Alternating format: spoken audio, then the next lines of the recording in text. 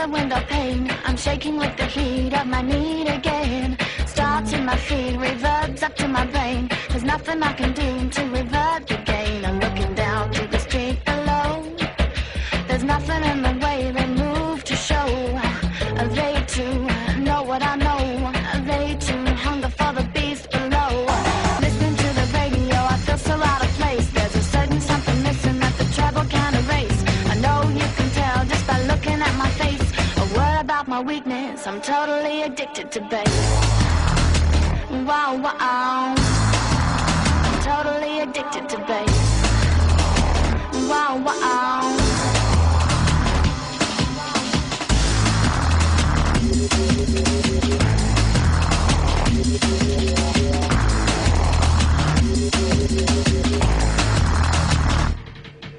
There's nothing I can do to be cool.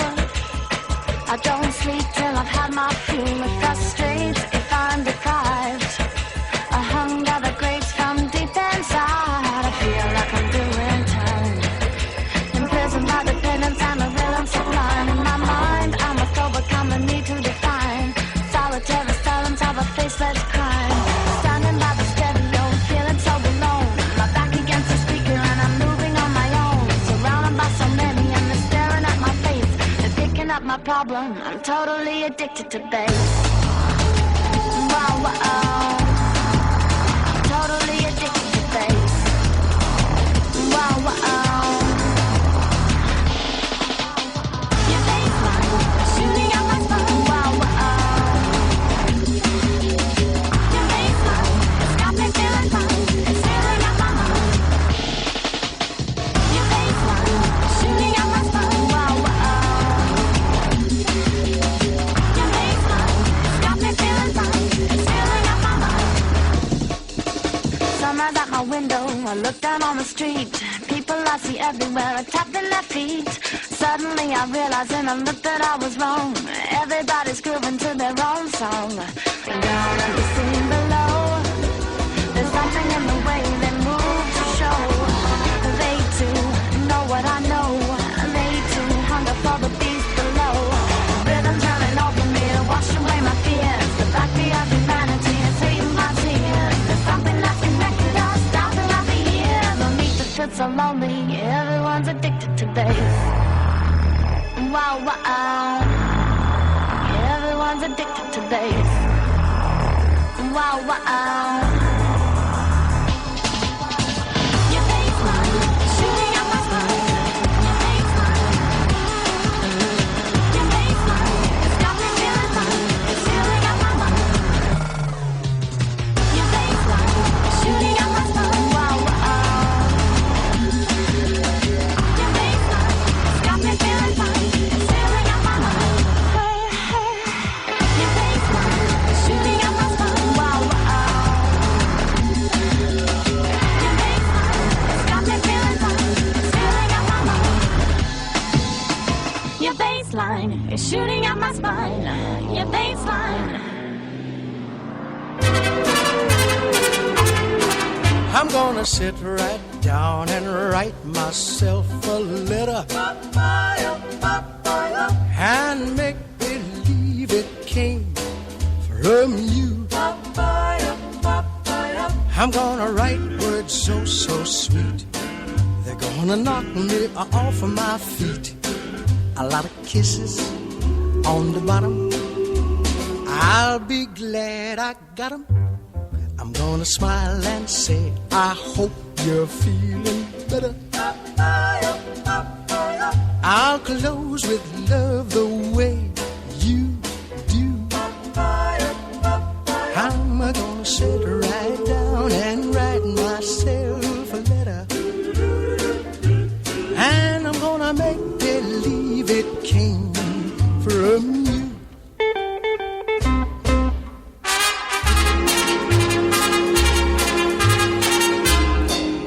Oh yeah.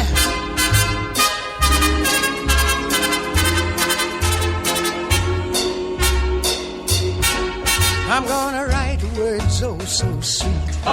They're gonna knock me off of my feet. A lot of kisses on the bottom. I'll be glad I got 'em.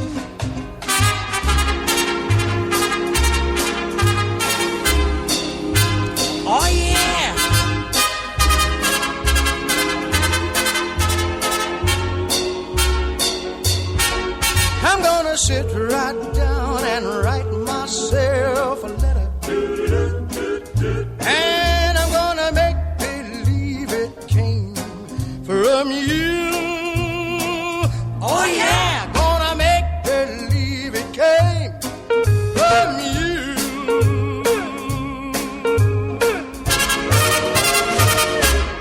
Oh yeah.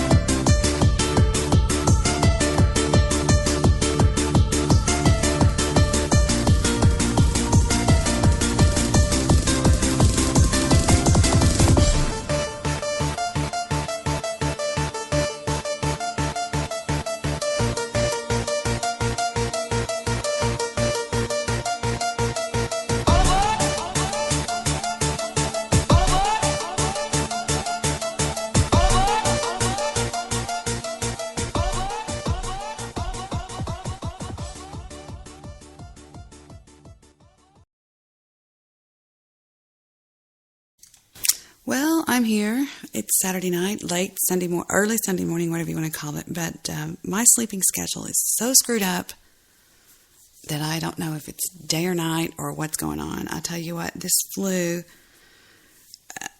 I think what happened is I had told somebody, oh, I never get sick. And it seems like anytime I say something like that, it always happens. And I'm just wondering why it can't be the opposite. Why we can't say something like, oh, I never win the lottery. and then have the exact opposite happen. I don't understand why it doesn't happen in that way. But I have watched movies. I even got so bored I decided to listen to some of these Spreaker shows. And I don't know that many people around Spreaker. I was live at Guy Shay's show today, and that was fun. I was talking in the chat room with a few people. And I went over and checked some people that I know from Blog Talk Radio shows. And I've got to be honest with you. I mean, I could really, I could say this a lot of ways. But no matter how hard I think about it, there's only one way to put it. Goofy Bone is nuts. That is the only explanation that I can find in my vocabulary. He's nuts. He's insane. I mean, to listen to some of the things that man says out of his mouth, I don't know. I don't know if, I mean, is he for real when he says those things? Does he mean them? He started talking about me copying his program or something, so I thought, just to be funny, I would call mine Saturday Night's Main Event. I don't know where he comes up with what he comes up with. I don't know if he pulls it off the top of his head, but I do know this. We have a mutual friend that I know on Skype. And from what I understand, there is some way that these people, certain people, I don't know who, but a couple of them have implemented a program on their Spreaker shows where it jacks up their live listening audience to astronomical numbers. When I was over at Goofy's live show a minute ago, now don't get me wrong, he still got me blocked. And I'm going to talk about that in just a minute too. I'm going to talk about how funny I think it is when grown men have a girl like me blocked. What are they afraid of? The truth? Wild Goose has me blocked.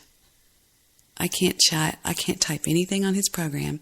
Goofy Bone has me blocked. Now think about that for a second. Think about it. Here you are, this macho man, but you've got this girl blocked, this female blocked. Well, what am I going to do? I'm obviously not aggressive. I'm not going to go in there and cuss and call you names. You know why they block me? Because they're afraid of the truth, that I'm going to post the truth. I am blocked by Jay Sands, Goofy Bone, Desert Rose, Iconoclast, Wild Goose, and I think that's all. Now, the reasons that Jay Sands has me blocked, and Goofy says everybody hates Debbie Daly. Well, to begin with, everybody to Goofy Bone is Jay Sands. Because when he first came on Spreaker, that's where I was. I was over there every night with Jay. I never really thought Jay did a good show. It's sort of mundane and the same thing every night. Now, I guess there are people that think he's some sort of a god. I don't. I never was one of those. So one night back in October, I see a ghost and panic, call in and panic when I saw Desert Rose. And Desert Rose is what I said she is. I will go to my deathbed claiming it. And one day you'll see what I'm talking about. She's very mean, very hateful person. Behind the scenes. That's her whole thing. Her whole game is that she covers it up with this little squeaky attitude. I don't. I am who I say I am. I don't cover up shit. I don't hate people. I've never hated her. I don't know her.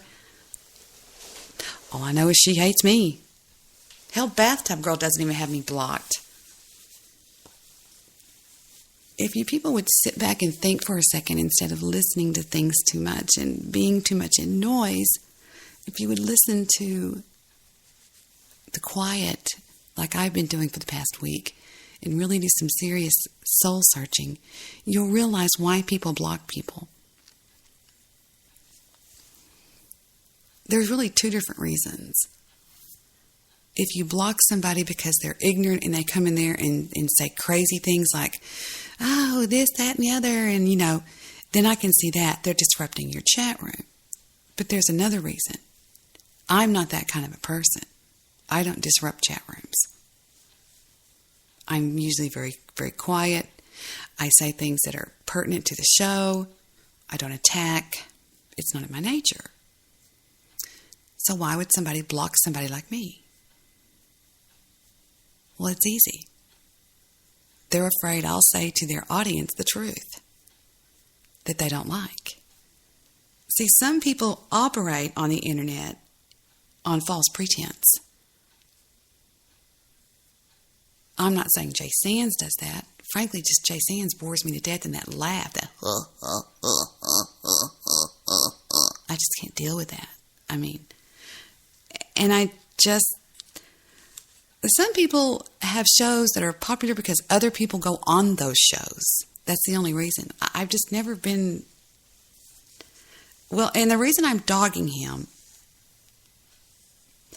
is because after the incident happened in October, things were fine between us. And again, I was never really that impressed. But anyway, after that, Wild Goose went on a rampage with his minions, the BWC, and attacked in his chat room as me. They were me, my daughter, her child. There was about 5 of them in there one night, and they were hooligans and saying all kinds of horrible things. Well, I came in there myself, and it was also Sick the Tank, whatever his stupid name is. Commander Cumslinger is what I know him as. They were in there doing that one night, and I came in there like, do, hello, and I was like, what?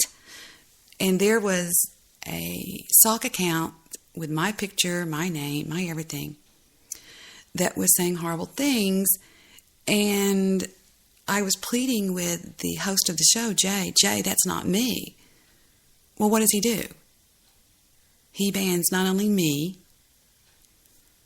but he bans David and all the other people. And to this day, which is 3 months later, he hasn't unbanned me, which I think is very odd. But whatever, if that's what he feels like he's got to do. I think it's funny. I think my father would crack up if he knew of a man that was scared of a woman. What am I going to do? I'm not a rebel rouser. I'm not a troublemaker. Trouble surrounds me. It comes to me. I don't go to it, believe me. I'm really a peaceful type person. It's not so much I'm a peaceful type person. I really don't care. It's not that I don't care about people. I don't care about those people. I really don't. They don't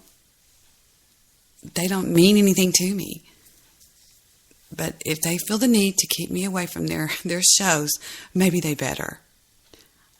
I'll be right back. I'm going to go check. I put some fish sticks in the oven about 15 minutes ago. I better go check and see if they're done. I'll be right back, guys.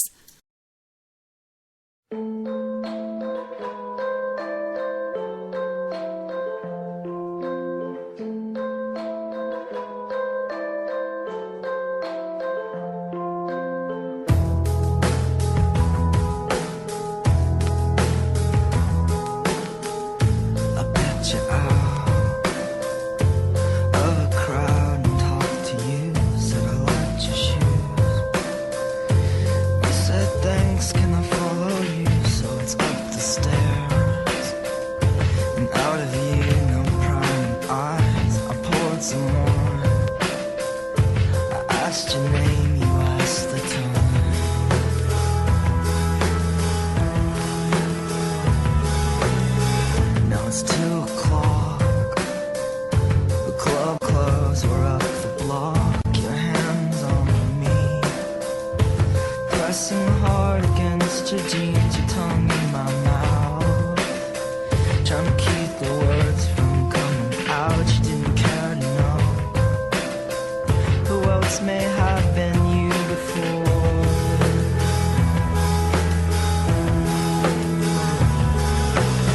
I want a lover I don't have to love. I want a girl who's just out to give a fuck. You're the kid with the chemicals. I thought he said to meet him here, but I'm not sure. I got the money if you got the time. You said it feels good. I said I'd give it a try.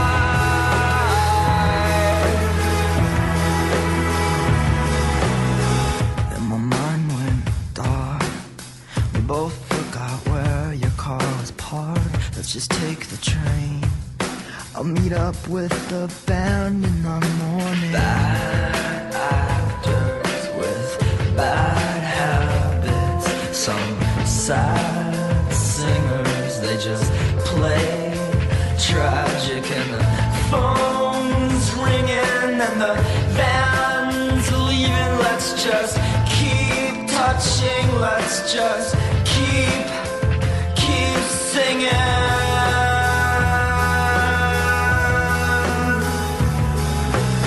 I want a lover I don't have to love. I want a boy who's so drunk he doesn't talk. It was the kid with the chemicals.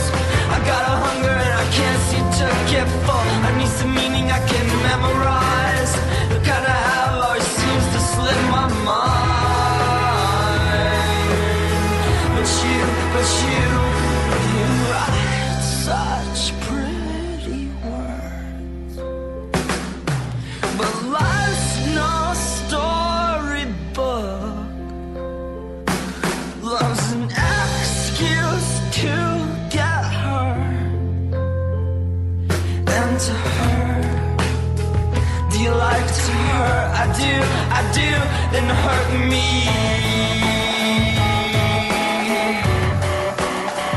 Then hurt me. Then hurt me. Then hurt me. Then hurt me. Then hurt me.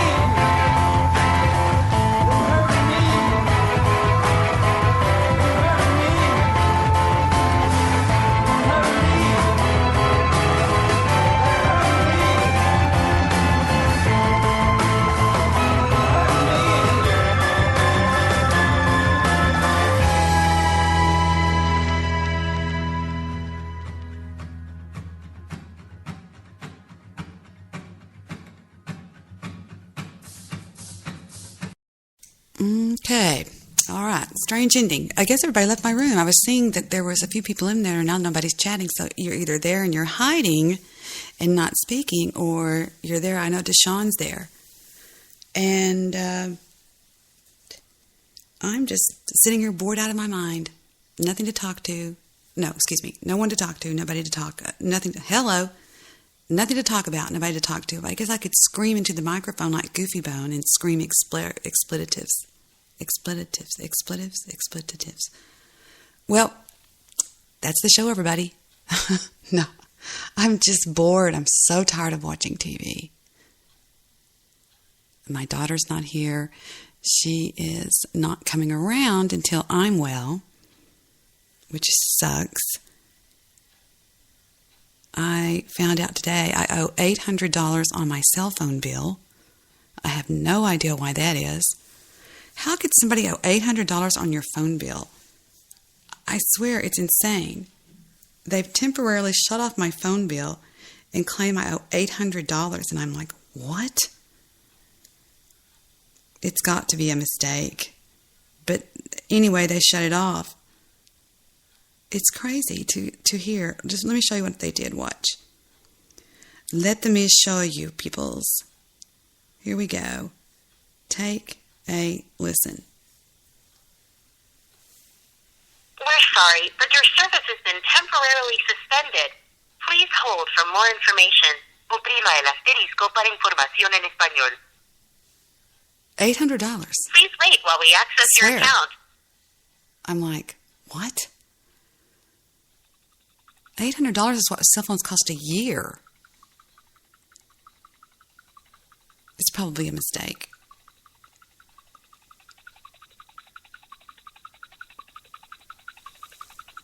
That's a lot of dialing, people. Hello?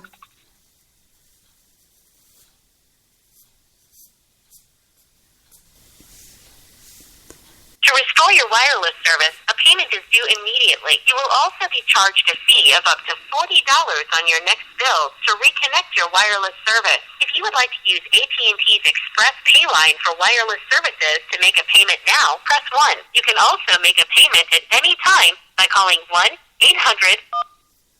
Your account type does not support use of this service for payments. Please hang up and dial 611 for What? assistance. To repeat this information, press star. That's not what you said 5 minutes ago. 5 minutes ago, you told me the balance was 800. Oh, my God. We're sorry, but we did not recognize your response. Your account type does not support use of this service for payments. Are you joking me? Hang up and dial 611 for assistance. To repeat this Oh, I'm so dialing 611. Watch this. About 10 minutes ago, they go, your account balance is $800 and some bullshit. What is this? I don't understand. She said dial 611. You are going to witness this bullshit if you want to. We're sorry, but your service has been temporarily suspended. Please hold for more information. Oprima el asterisco para información en español.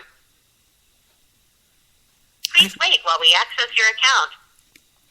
I've never had my To service. restore your wireless service, a payment is due immediately. You will also be charged a fee of up to $40 on your next bill to reconnect your wireless service. If you would like to use AT&T's Express Pay line for wireless services to make...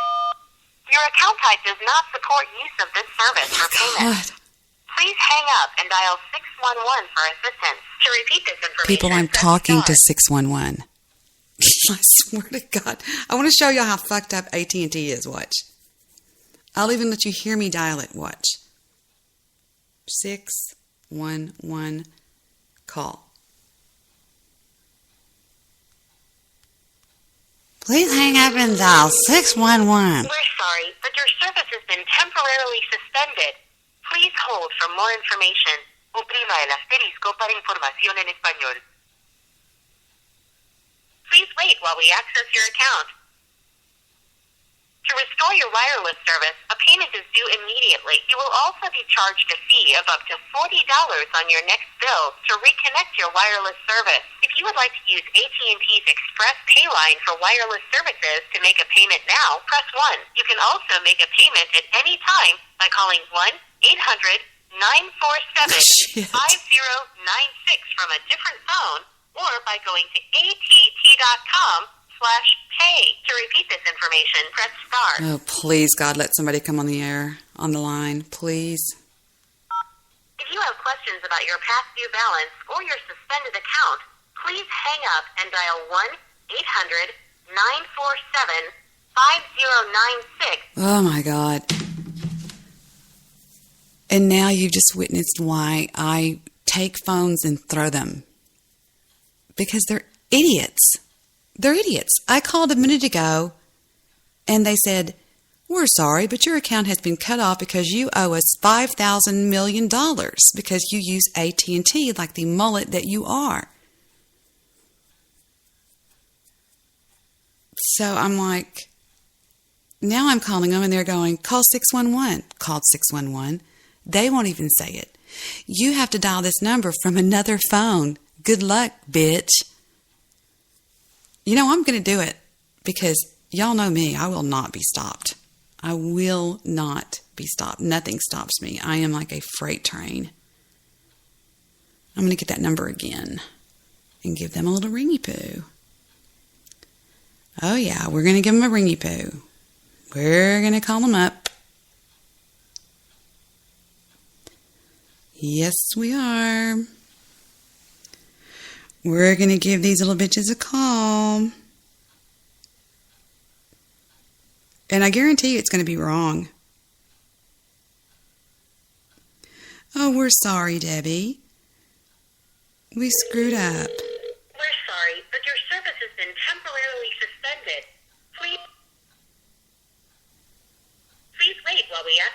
account.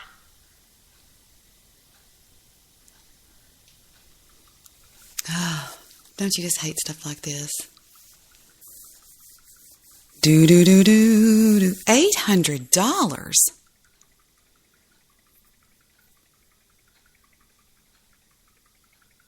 I know somebody that's on my account. Steven's on my account. I'll call Steven and get Steven to do it.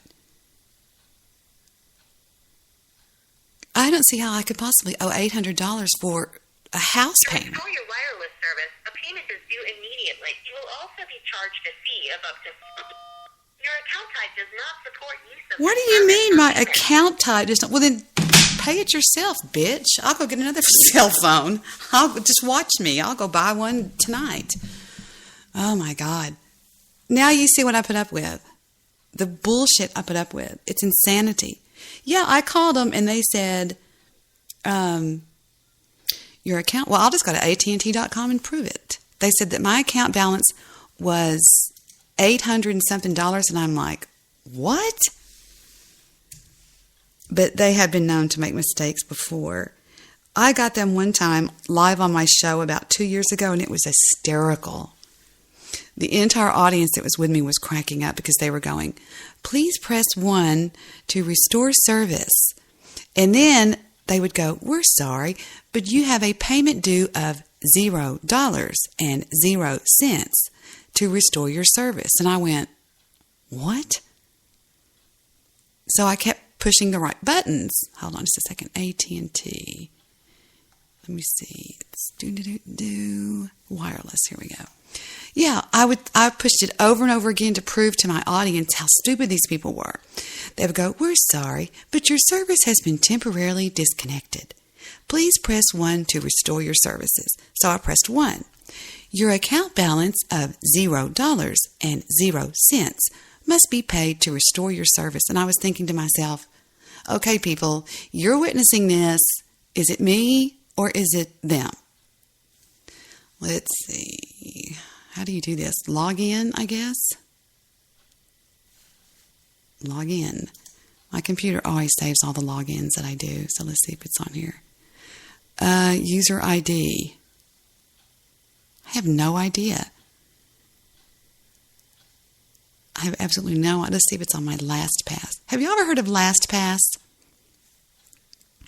If you've never heard of LastPass, yeah, I know my voice is still screwed up.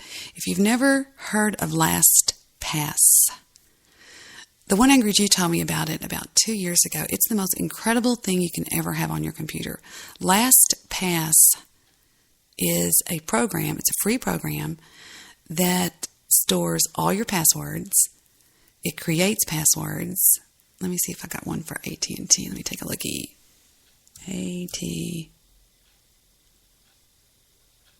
No?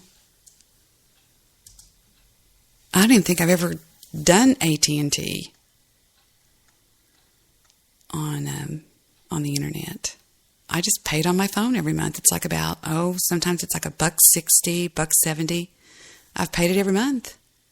Am I AT&T? Yeah, here it is, AT&T. It says never signed in.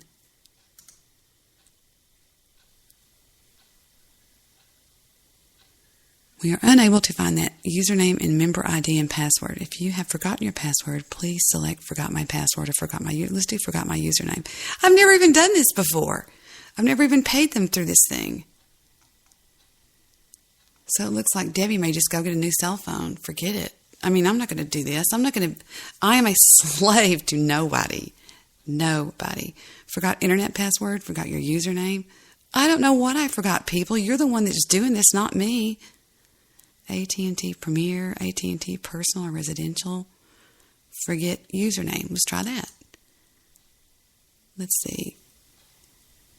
Please tell us if you need to retrieve your business phone, internet username, or your UVerse member ID. I don't know, just my cell phone. I just put business phone. Please put your telephone number in here. All right, let's try this. 1, 2, 3. 1, 2, 3. 1, 2, 3, 4. Let's give it a shot. Do you want to bet it's going to kick it back? The number entered is not a valid account number. Please re-enter your account number. Account number, it's, okay, check this out. Please enter your telephone number or the first 10 digits of your account number. I put the telephone number and it says, the number entered is not a valid account number. I swear, people, I'm not lying. We'll try it one more time. Enter. Jesus Christ. Let's try Stephen's. Stephen's number is 123 123 1234. Here we go.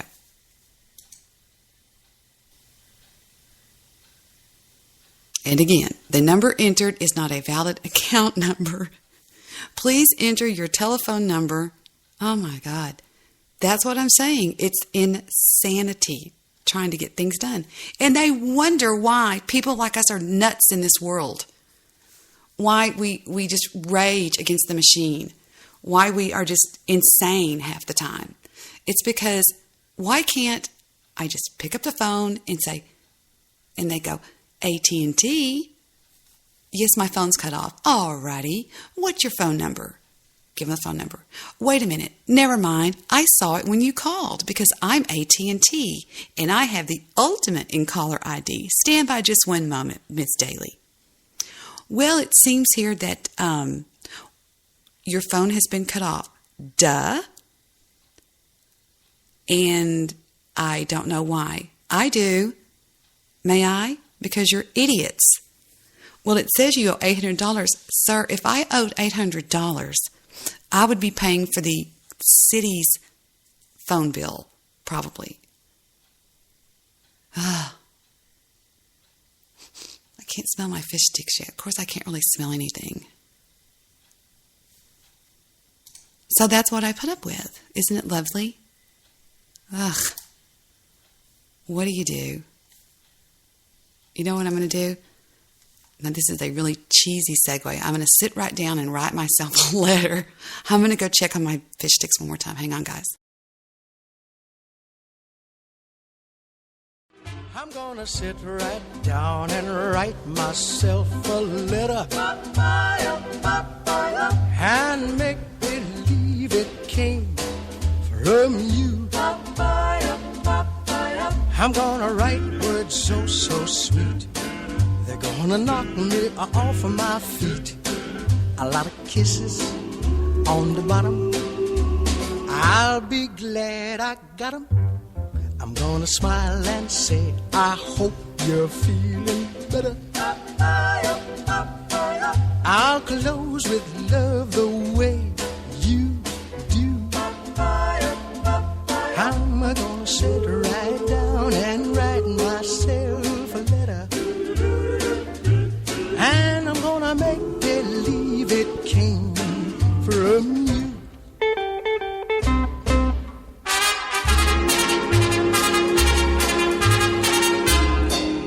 Oh yeah.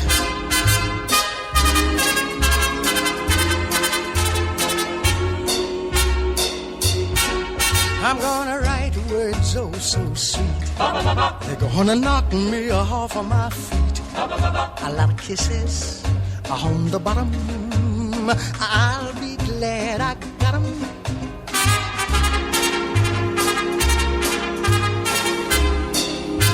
Oh yeah.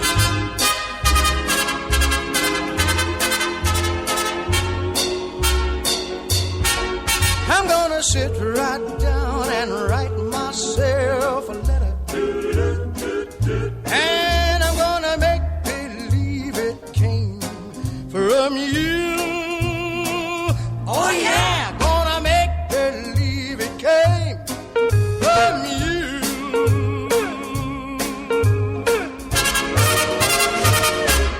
Oh yeah.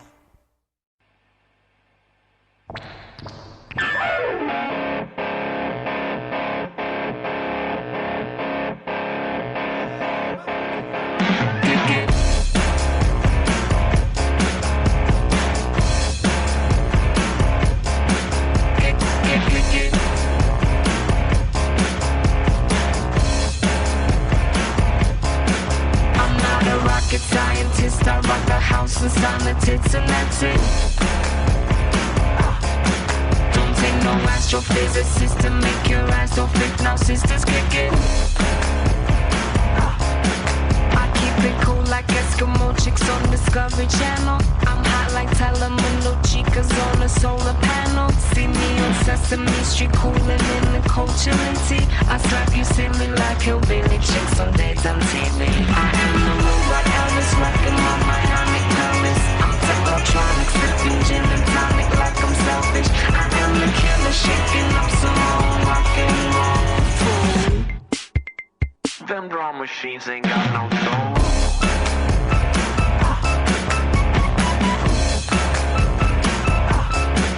I'm not a rocket scientist, I rock the house and sign the tits and that's it.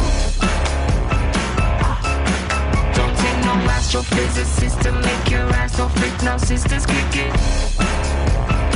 This is mission control. What is your status? Supervision. We read you loud and clear. Permissions go to hit ignition. We're getting static. Please repeat your last confirmed position. I'm 10 feet tall and solid gold and I demand submission. I am a robot Elvis rocking my Miami Paris. I'm technotronic, sipping gin and tonic like I'm selfish. I am the killer shaking up some more rock and roll fool. Them drum machines ain't got no soul.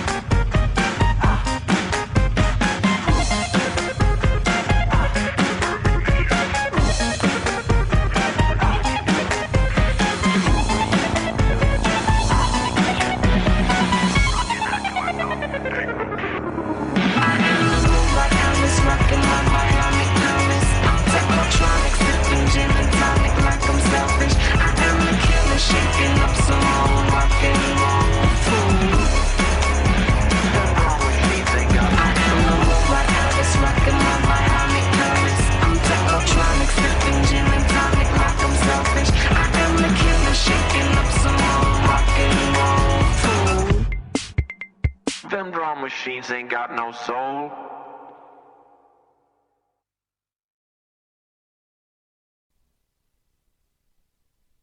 You are kidding me, right? I walked back in the very second he goes, this drum machine don't got no soul.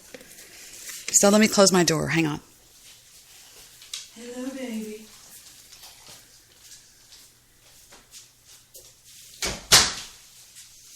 I know you only followed me in here because I have fish sticks, Gunner. Okay, I'm back with fish sticks, and if anybody wants one, just give me a call. I'll send you some warm fish sticks out. Fish and chips, as they call it over in Europe.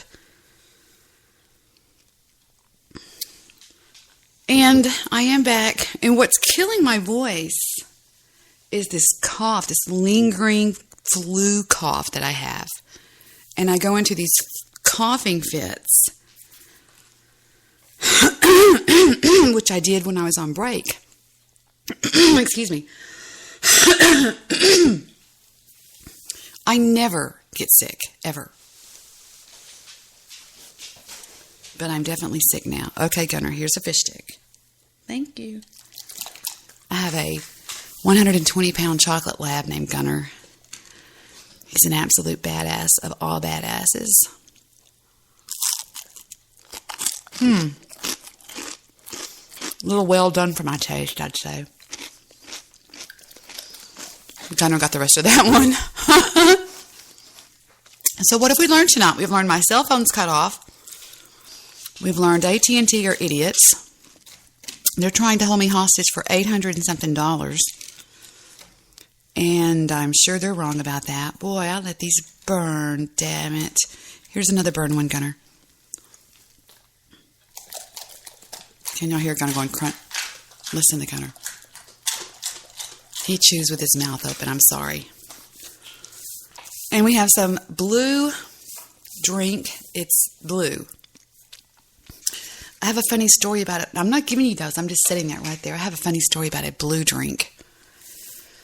One time, I was single. And I went out for Valentine's Day with a girlfriend of mine. because I had recently broke up with a gentleman that I didn't like anymore, because he thought it was okay to date me and a Dallas Cowboy cheerleader at the same time. And I, for some reason, didn't, because I was actually living with him. Well, he throws a fit. I wish I could see what Gunner's doing. He's laying his head on my lap. Real sad. And so I decided to go out on Valentine's Day.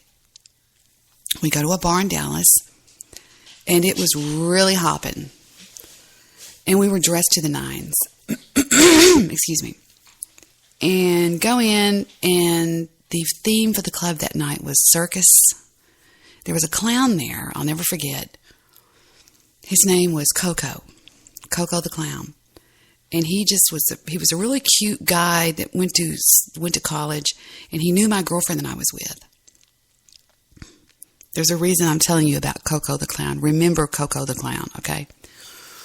Well, one thing leads to another, and we end up partying our asses off. There was a bartender there that worked in the back at a back bar that knew her and eventually knew me, and made these drinks that were called pharmaceutical something or other. And they were blue. And they would glow in the dark, or glow or something. Anyway, I don't remember what happened. Supposedly you cannot drink more than one of these drinks. And the guy said, some people call them Xanax. I said, okay, Xanax. One thing leads to another. Excuse me. And the next thing you know, I'm polluted. Now, I'm going to give you the drunkard's version of that night. I don't remember anything except at one point during the night, I remember seeing this clown face. And I also remember being in the restroom, in the ladies' room. It was a real little room, a real little tiny room. All these girls were in there putting on lipstick and primping in the mirror. And I must have just been knee-walking drunk, because I reach into my bag and I pull out some change, and I get on the cell phone and I call this gentleman that I lived with. I didn't live with him at the time. I had moved back out.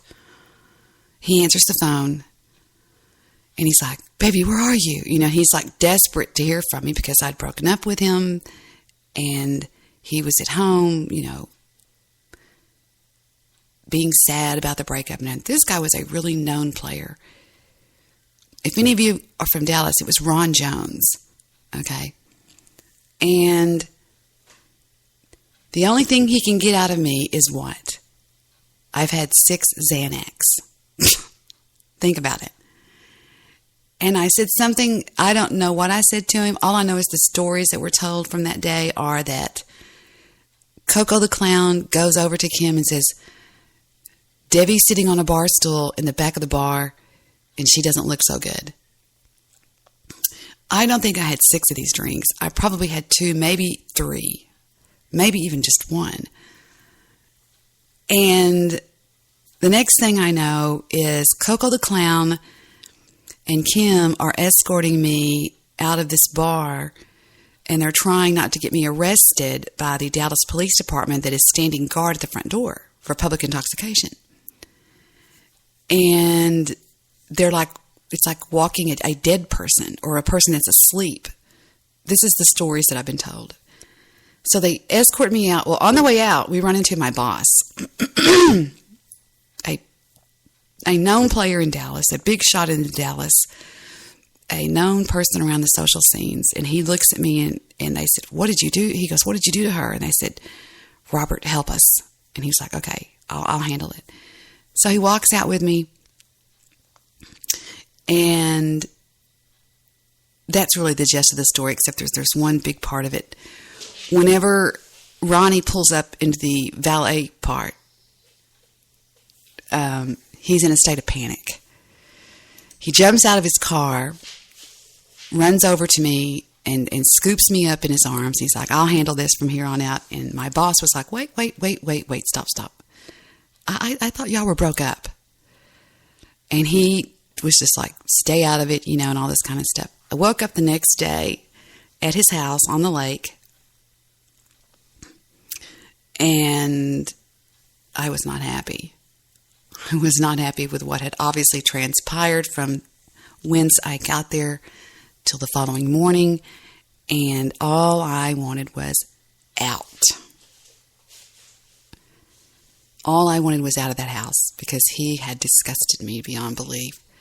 He was one of those kind of guys that was like, here's a wedding, here's an engagement ring, but I'm going to go ahead and sow my wild oats so I can be a really good husband to you. Okay? That's all I'm doing.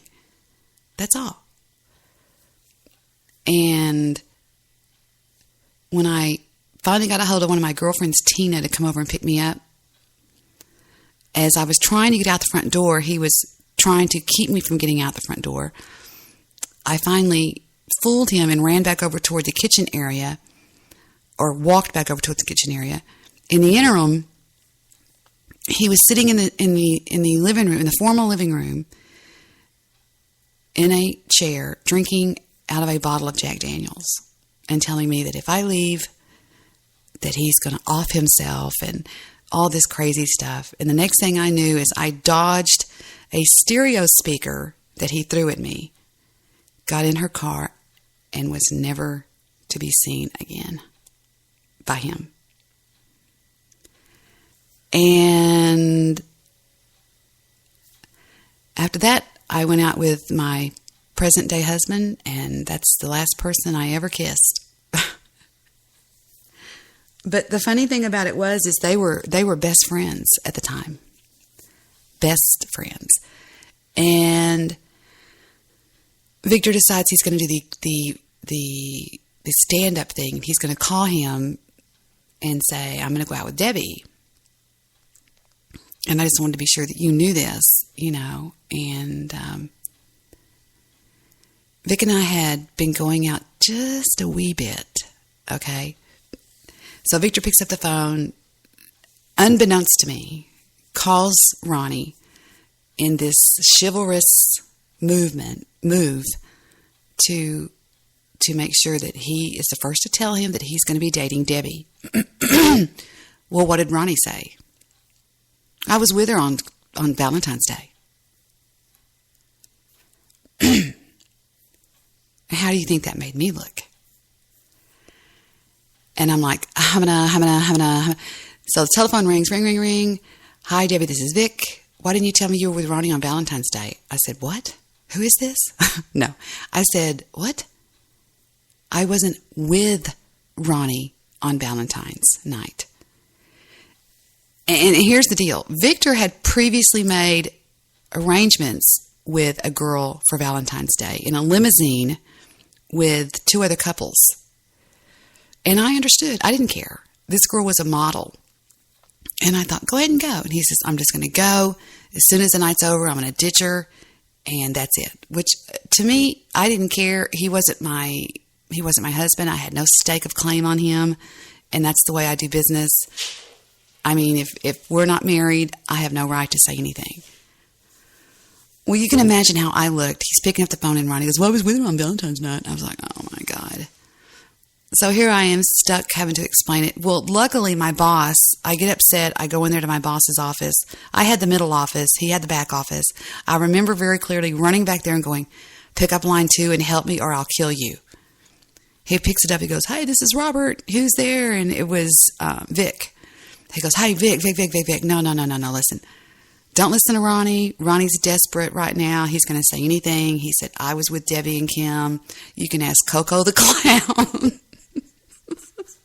My alibi was Coco the Clown. So that's my story about blue drinks. Now, what I'm drinking right now is something I'm not about to go walk back into the kitchen and tell you, but it's some sort of not an energy drink, but it's a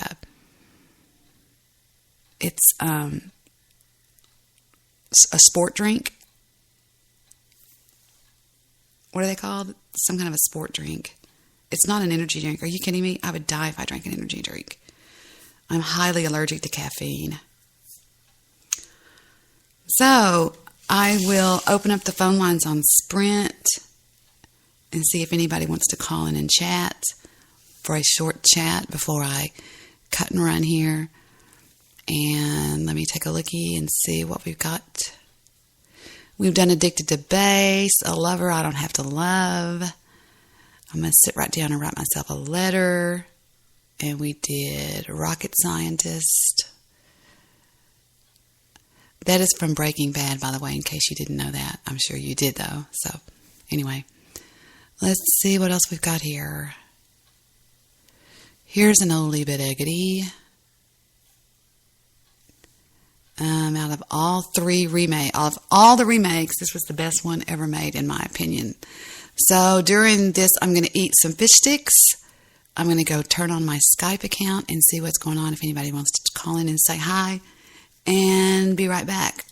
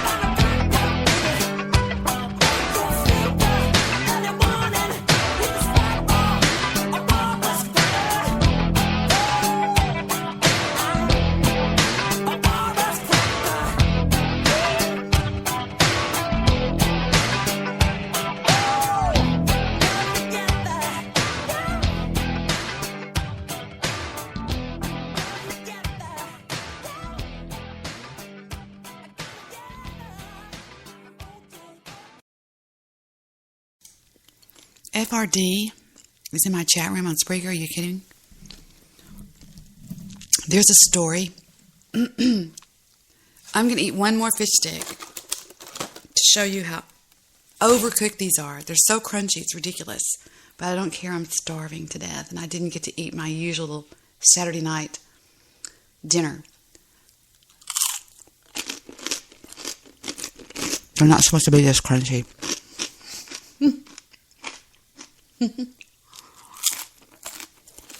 Here, Gum Gum. I just gave them to the chocolate lab. You're going to have to hear him crunch those things for a second. Let me put my headset on because I haven't checked my Skype. I am on Skype. Let me tell you a little bit about FRD. FRD is a gentleman I met while on Blog Stock Radio.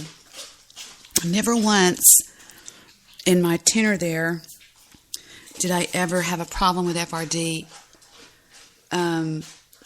FRD backs down to one thing: nuclear warheads. That's about it. He is the ultimate in badass. And as you know, coming from a Marine Corps background, that goes far with me. Except unless you're the news guy. The news guy. The news guy is the shit. He is it. He is amazing. I love the news guy. Nobody will ever be the news guy. Deshaun's going, Debbie, Deshaun, I'm not married on Saturday nights. Shut up. No, Deshaun is sweet. Let me see who else is in my chat room here. Let's see who we got. We got the news guy and the news guy. The news guy. That's all I can see. No, I'm joking. Rick Lick Randstrom, as we call him. The news guy, Apocalypse. Xanax are hard to OD on, but if you mix it with alcohol... No. Okay, stop. It wasn't Xanax. It was an alcoholic drink they called Xanax. Rick, stop being ugly. Are you full, baby? Oh, absolutely. The news guy. He is something else. FRD, you got to check out the news guy. Okay, I'm on Skype. Here comes Patrick. Patrick, let's see if Patrick knows I'm online. On the air. Hello. Hey there, Double D. Double D. If FRD calls in, I have to hang up on you because he's my internet crush. Well, I didn't mean it like that. I know it kind of sounds... What's going on, buddy? Oh, I just wanted to call and wish you, Victor, and your daughter a happy new year. Aww. I was thinking about your whole family, and I just wanted to say hello and just hope everything's going well and you're doing well, which I know you are. Actually, I'm doing pretty crappy. I have the flu, and I can't pay an $800 phone bill that they say I owe, which is crazy. But I'm expecting a call any moment now from FRD. I haven't talked to him in so long. Do you know who FRD is? No, I don't. What's that acronym stand for? The Fat Red Dragon. Oh, never heard of that person. He's badass. He's not fat, and he's not red, and he's not a dragon. He has a pit bull called the Fat Red Pit Bull. Listen to Gunnar drinking out of the toilet. Listen. Can you hear him? How rude. Well, thank you for calling, and happy New Year to you too, Patrick. So everything's going okay? Everything's going okay. Okay. I wouldn't say everything's going great, but everything's going okay. And you're doing all right, and Victor's doing okay, and I'm doing Heather. okay. Oh dear, there's FRD. Must go. Love you, Patrick. I'll call you back. Here's all right, sweetie. Bye. Bye-bye. I just hung up on Patrick. Hi, FRD. How are you? Hold on, I gotta turn off speaker. Oh. Gunnar, how rude drinking out of the toilet. Not that bad. I guess it's true what they say. Some men will drink my toilet water. No, I'm joking. Well, I mean, Hello, you got it. buddy. You got it, Deb. How are you doing? I'm doing great. How about yourself, my dear? I'm doing okay. Not great, but I'm doing okay. Yeah, I see you've been a little bit sick there and everything. And you know Yeah. what was weird? I saw your post on Facebook the other day, and I clicked on it, and I was like, "Oh shit, man! Now I'm gonna get sick." Now I'm going to get sick. I really thought I was, and I didn't yet. But It's not. It's not fun at all. It's like nothing I've ever had in my life. Go on, buddy. I'm on the air. Go on. Lay down. Lay down, buddy. Lay down, Yeah, big guy. I hear Gunner drinking out of the toilet over there. FRP was just here a minute ago, but he didn't want to. FRP. Now, what? That fat red pit bull? Yeah, you got it right. It was Fat Red Dragon and Fat Red Pitbull. Yes, ma'am. Bubba, what is it? Go on and lay down. I'm on the air, okay? He's such a big baby. How much does the fat red pit bull weigh now? He's 95 pounds now. He's not that much smaller than Gunner. Gunner's, the last time I took him in, he was about $118. I just rounded off and say 120. Yeah. So he's a big old boy for a pit, isn't he? Yeah. Yeah, Wow. he's doing all right. He's getting enough to eat, if you know what I mean. Oh, absolutely. Now, tell me about the weather where you're at. You're in Maine, right? Yes, ma'am. Yeah, we had a high today of -5 degrees. That's Fahrenheit. And snow. How much snow is on the ground? There's about 3 feet of snow on the ground here outside the window. Wow. And this guy, everybody that's listening, this guy actually lives by, tell him how you heat your home. Well, I mean, I go out about once a day and bring in 2 or 3 slings full of firewood, and we just damn heat the house that way. It's not that big of a deal. Is it? No, that is like something in my dreams down here. I mean, we live under a hair dryer. We have what's called, heat, like air conditioning, but it's heat, Mm-hmm. and it's awful. You'll be sitting in a room, and this hot air is just like bearing down on you.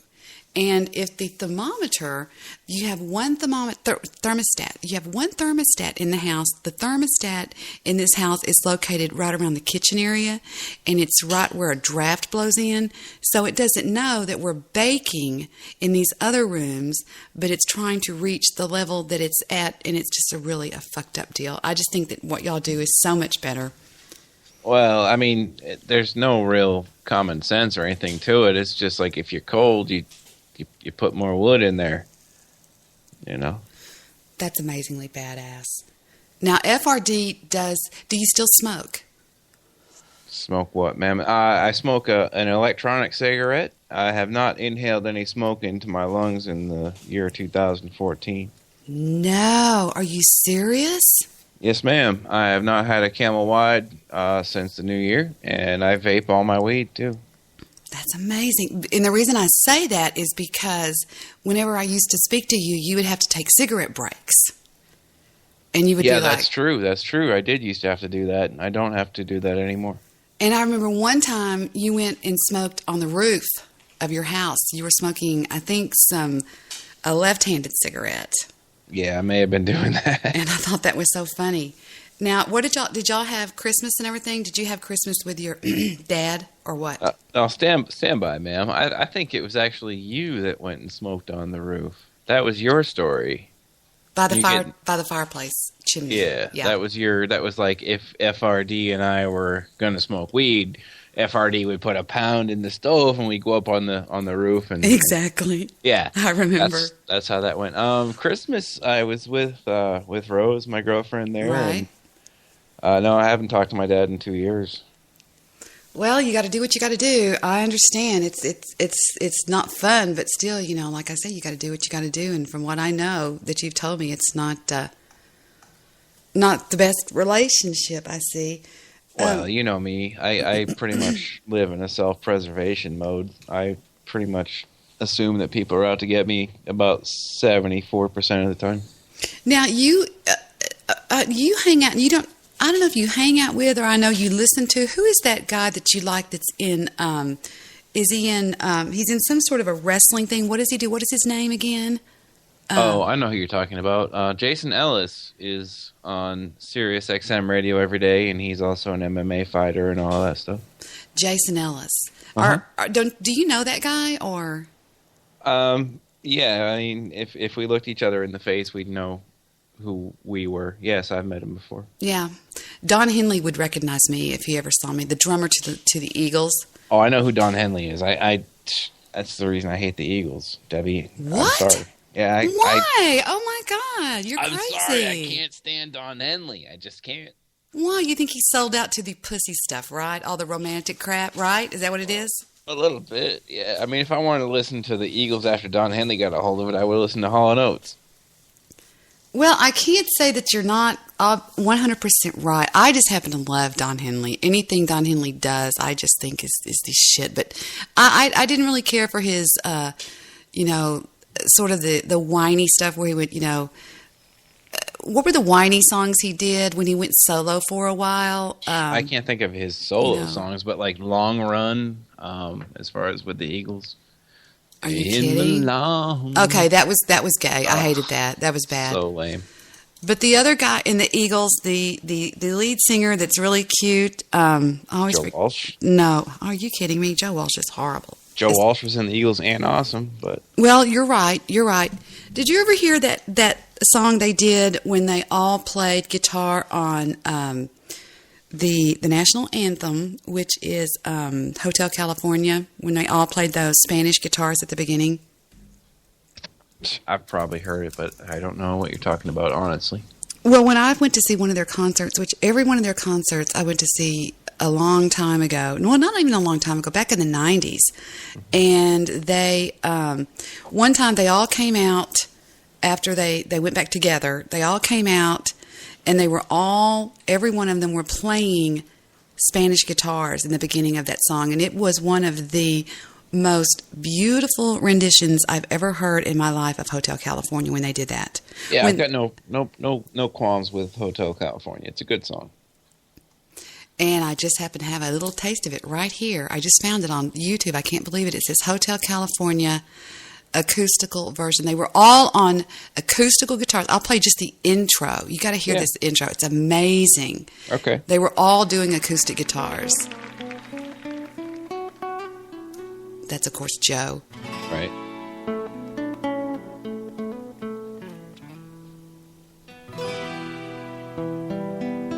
Oh, somebody's got their 12-string out. That's a Spanish guitar, though, isn't it? Yeah, that sounds like a classical guitar. I never forgot. This is the first time I've heard this in a long time. Listen to them all chime in. All 5 of them are on acoustics.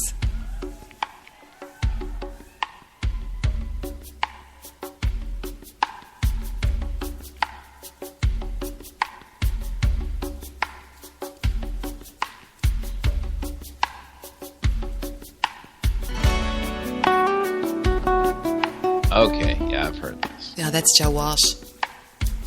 He's always lead. He's the best. Even the long-haired guy, the little sissy kind of boy, he's on one. No, he's got the shaker. That's right.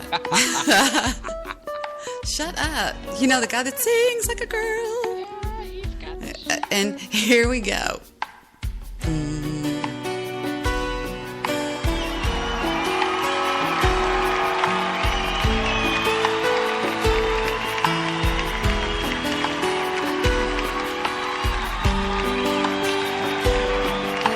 Now, Don Henley did this, wrote it, sang it, did everything with it.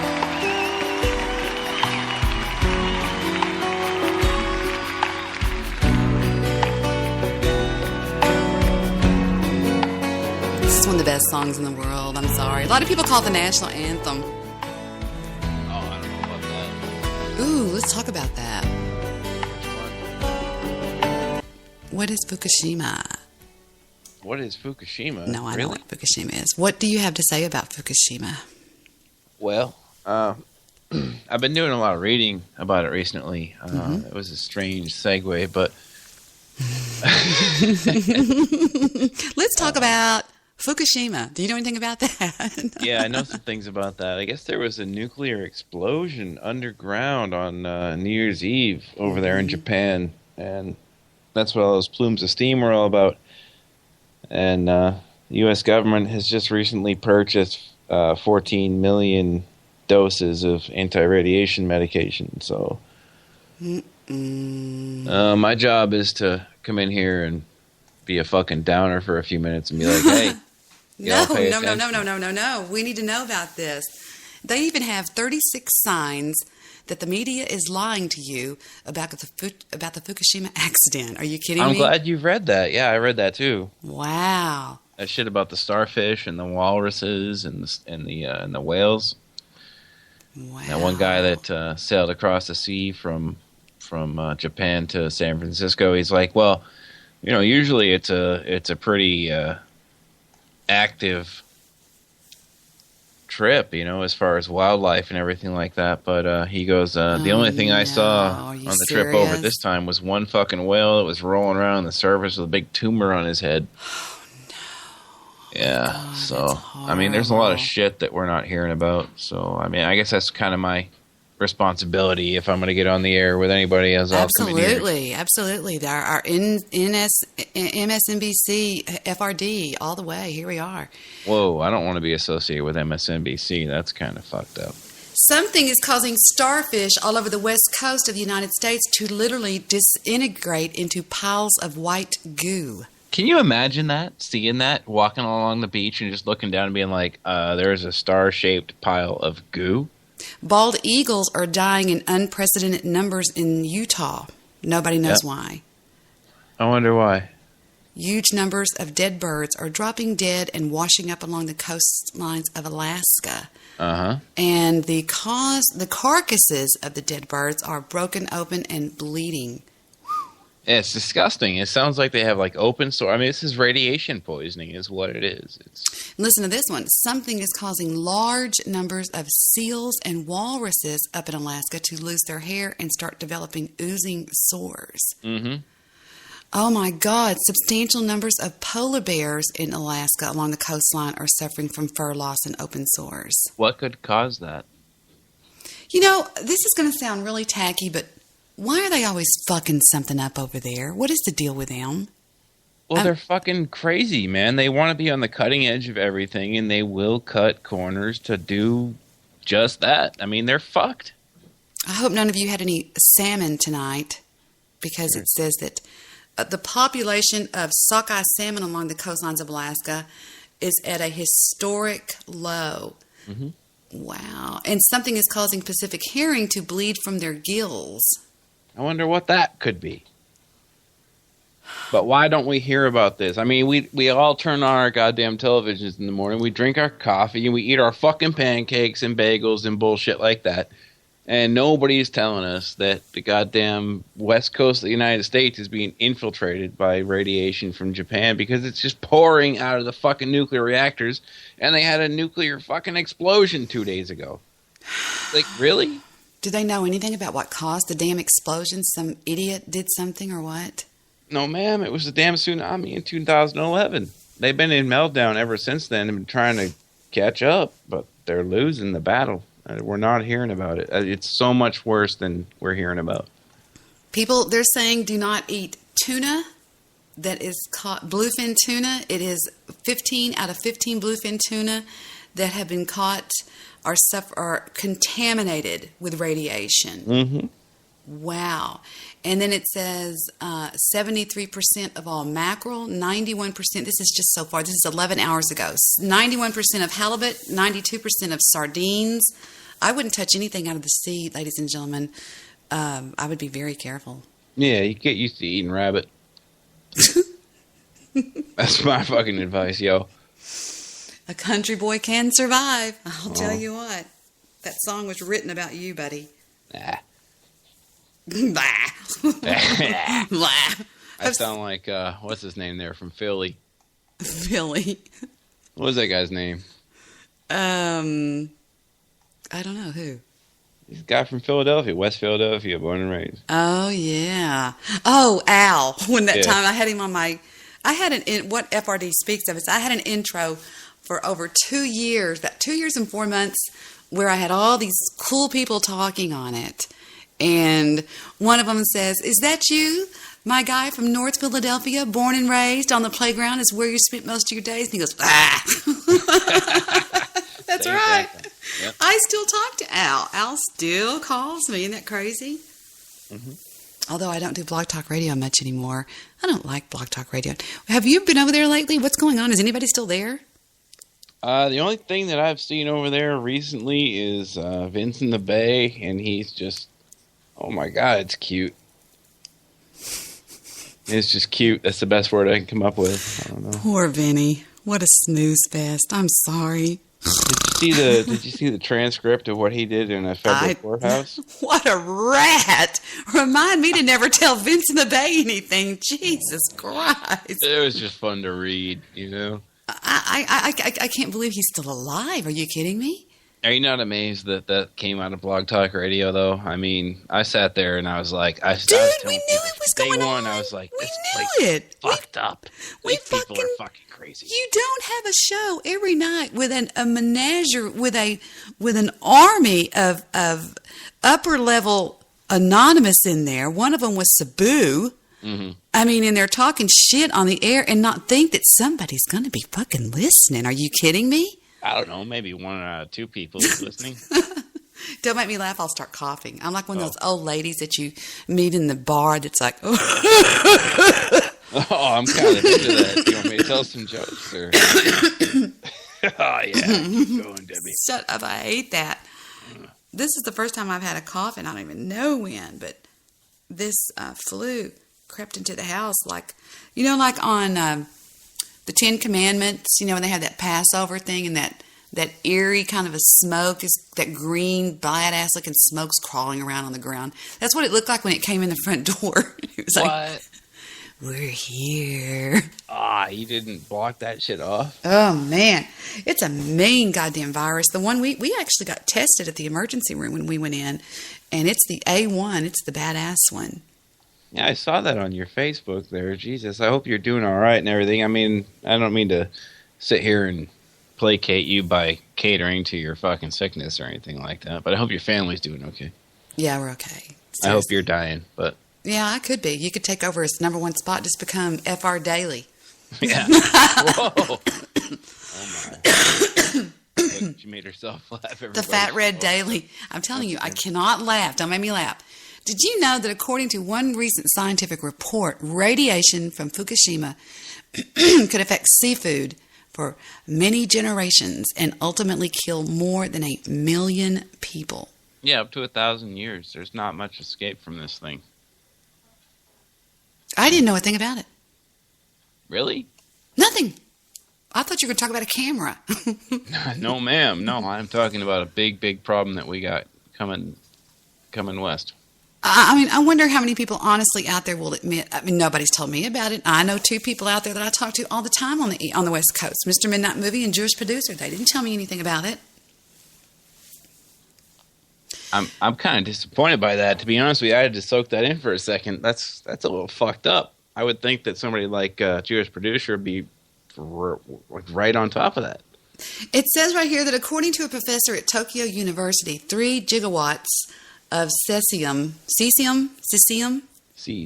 whatever, cesium-137 are flowing into the port of Fukushima every single day. Now, I know I said gigawatts, but it's gigabecquerels, whatever the fuck that is. I don't know what that is. That's a lot. 3.7 Back to the Futures are going into the goddamn bay every day. 3 gigabecquerels. 3 gigabecquerels. 3 gigabecquerels. 3 gigabecquerels. What the hell is a gigabecquerel? I've never heard of that in my life. Well, it's a gigabecquerel. That's the most grossest sounding cough I've ever seen in my life. It's horrible. You need like 4 gigabecquerels of cough drops. I do. I just don't take medicine very much. I mean, I don't either. I hate medicine. I started taking Tamiflu and it almost killed me. Seriously. Are you serious? I swear to God. You should get that word out because that shit is evil. Let me tell you something, guys. I took one dose and felt weird. I took another dose and I started feeling a little bit weird. On the third dose, which was 2 days ago, I'm sitting there in the middle of my room doing nothing, just laying across the bed. I had made the bed up and I thought, I'm going to rest. And all of a sudden, I just felt that feeling like my stomach was moving. And you know how you're not supposed to feel your stomach? Your stomach is supposed to just be non-existent as far as we're concerned. Well, you know how when you feel your stomach all of a sudden? It's not a good feeling. No, it's not. And my mouth starts watering and I went, oh, shit. And I was like, help. And it was not good. I got to where, I didn't really have anything in my stomach to get sick with because I hadn't really eaten. And it was just that feeling where you just go like that and you feel like you're just choking to death. And I was like, you're just like squeezing your butthole for all it's worth and nothing's coming out of your mouth. But all I could taste was this chemical, this metal taste in my mouth. And I thought, I felt toxic.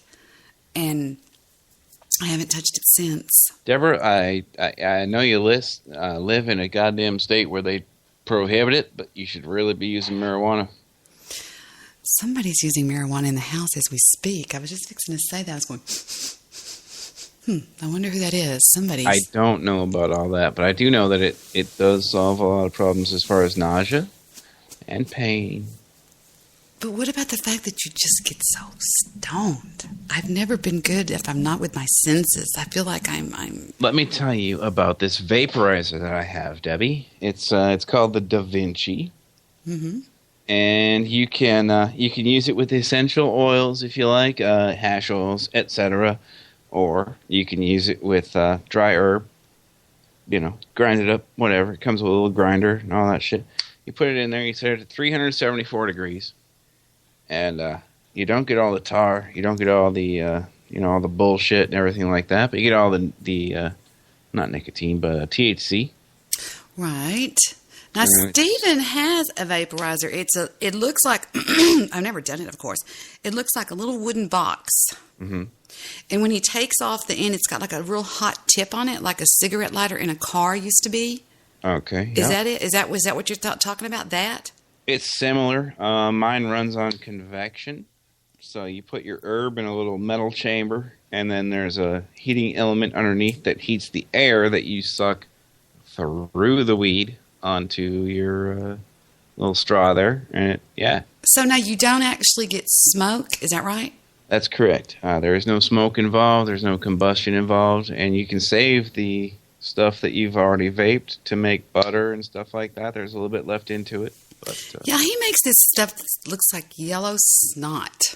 That sounds like bubble hash or nasty butane hash. All I know is it comes off of the marijuana. He has real bad lungs, and he has to be real careful what he doesn't smoke cigarettes or anything like that because asthmatic or when he was a child, a baby, I almost lost him to asthma. He had it so bad for years. Okay.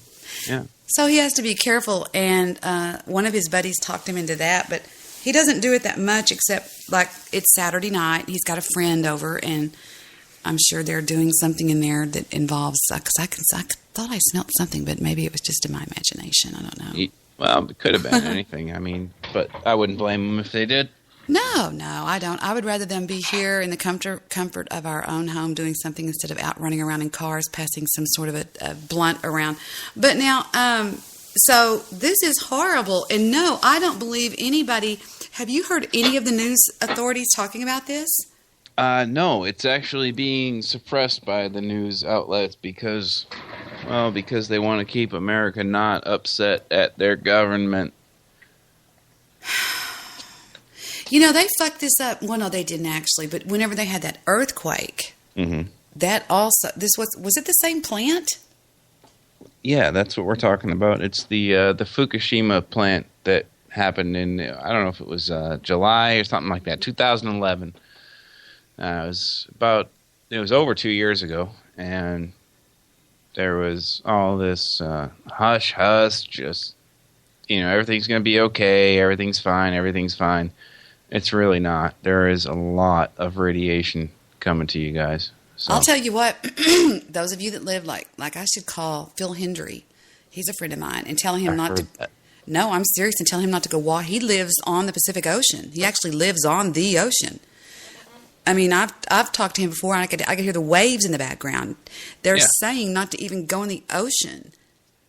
Yeah. I had some friends tell me they're going on vacation down to like the Mojave Peninsula and things like that. And I was like, look, man, just fucking be aware of it. Don't get in the water. Don't eat anything while you're there. They basically say your days of eating any Pacific Ocean fish are over. Yeah. I mean, that's the way it is. I mean, we've got North Atlantic. If you like fish, then it's going to be very, very, very fucking expensive. And if you don't think this is all fucking manufactured, we've got nearly 7 billion people on this planet. And it's not very hard to figure out that the powers that be, I mean, the Illuminati, the Jews, go ahead and fucking sue me if you want to, but those are the people that are making decisions, and there are reasons Hey, why man, these I disasters have to tell you something, Sweet Pea. I have found your big brother. Your big brother on Spreaker is named Alpha Dog. Alpha Dog is one of my good buddies. He is the bad to your badass. I mean, and you are the Alpha Dog. No. Of Blog Talk Radio. No, like that. No, I claim that. I know you. I've seen you many times on webcam. I've talked to you for hours on end, and I know all about you. You are to BTR what Alpha Dog is to Spreaker, and Alpha Dog says the exact same thing. Yeah, you're pawns, man. If you don't fucking stand up for it now, man, you're going to get screwed over. If you guys are hearing my voice, by all means, stand up for your rights. Don't ever submit to any kind of bullshit from our government. If they ever try to fuck with you, please fuck with them right back, because they have no power over you. They are your bitch. Let them remember it. Well, I found out that the Dallas Sheriff's Office were my bitches. That's for damn sure. They tried to fuck with me and my family, and I said, I'll never forget the meanest thing I ever said to them one time. They came to the front door, and they were like, Debbie, where's Steven and the boys? And I'm like, I don't know. Hang on just 1 second. And I pushed the door to, and I went back, and I said, okay, I'm sorry. I just made your yearly salary. Yeah, exactly. Oh, it was so horrible. But they were so abusing the kids. It was not even funny. Exactly, man. You know, I mean, I don't encourage anybody to antagonize a law enforcement officer, but if they're fucking with you, you gotta know your rights. Oh, absolutely. I ended up taking one of their badges for 2 years. 2 of their badges. They lost their badges for 2 years. They got on 2-year suspension because of what they did to us. So that should tell you right there. I've seen the video. I know. They fucked up. They fucked up real bad. Big time. Yeah. Big time. And, so once I mailed that downtown to Lupe Valdez, the head deputy, the head sheriff, she was like, excuse me? Get these boys in here right now. And she said, give me your badges and your guns. And they didn't like me after that. So. Well, that's fine. I mean, the goddamn idea of the government is that they're supposed to be afraid of us. We're not supposed to be afraid of our government, people. We are supposed to be able to tell them what to do. And here we are running scared of the fucking IRS and the NSA and the FBI and the DEA and the fucking ATF. You know what? These people all work for you. So, best advice I can give anybody that's listening, don't ever give up your rights. Study your rights, know your rights, and don't ever give them up, regardless of the situation. Man. The damn IRS will bust down people's doors and come in and take everything they own because they owe $4,000 on taxes. You know what I mean? And there's no law on the United States Constitution books. Wait a second. Let me rephrase that. There is no fucking law that will be supported by the Supreme Court that requires anyone to pay taxes. There is no law that says you have to pay taxes. It was an organization that was formed after World War II, or I believe to get us back on our feet, correct? Get society back on its feet, right? All the unemployed men that came back from the service and stuff. Is that right? The IRS came about well, I want to put them sort of in the same boat as the Federal Reserve in 1913. They caused the stock market crash in 1929, and they facilitated the recovery in 1952. Wow. Yeah, I'm sitting here reading while we're talking, and basically the ocean as we knew it is dead. It's dead. Stay out of it. Do not eat anything from it. For God's sake, I'd be careful even buying a can of tuna. Yeah, don't buy anything that comes from Japan. Don't buy anything that comes from Asia. Don't buy anything that comes from the West Coast. Wow. It's very, very sad. You know, do you honestly believe, now I believe, because I've never been an idiot, I've always believed things like, do you believe that this could be a form of population control? Absolutely. Absolutely, I believe that. That's why they would keep it so hush-hush, right? That would be one of the good reasons to keep it hush-hush, yes. You know, they have a map on here that it says the west coast of the United States is being fried by radiation from the Fukushima nuclear disaster, and the mainstream media is not telling us a damn thing about it. And they've got a map of the United States, and they've got little nuclear thingies, like if it's green, it's bad, and if it's, you know, if it's real bad, it's real, you know, whatever. And it's already moved into Texas with the little red ones. Yeah. Wow, that's scary. Yeah, west of the Rockies. Fuck, I pity you people. I did not know this. I don't even know if Jewish Producer still, he stays up late. I don't know if he's still hanging out in my chat room, but I would like to know if, because you know me, I never go over my chat rooms, but I'd love to know if Jewish Producer knew anything about this or had heard anything about it. He's probably in on it, actually. You know, you're probably right now that I think The Jews will fuck you. But is it the Jews or is it the Zionists? I don't understand the question. Is there a difference? According to Chad, there is. Well, Chad doesn't know his shit, apparently. Chad seems to think that the Zionists are what is destroying our culture and our world as we know it, and not to be confused with the Jews, as he says. Ah, okay. Well, so, alright. So, what you're saying is that, like, the, what's the damn word for it? The Illuminati is taking over then, Chad, is what you're saying. I don't know. What are Zionists? I mean, if you were just on a game show and they said, for $300, what is a Zionist? What would you say? What is a Jew? You have control of the board. I think you're right.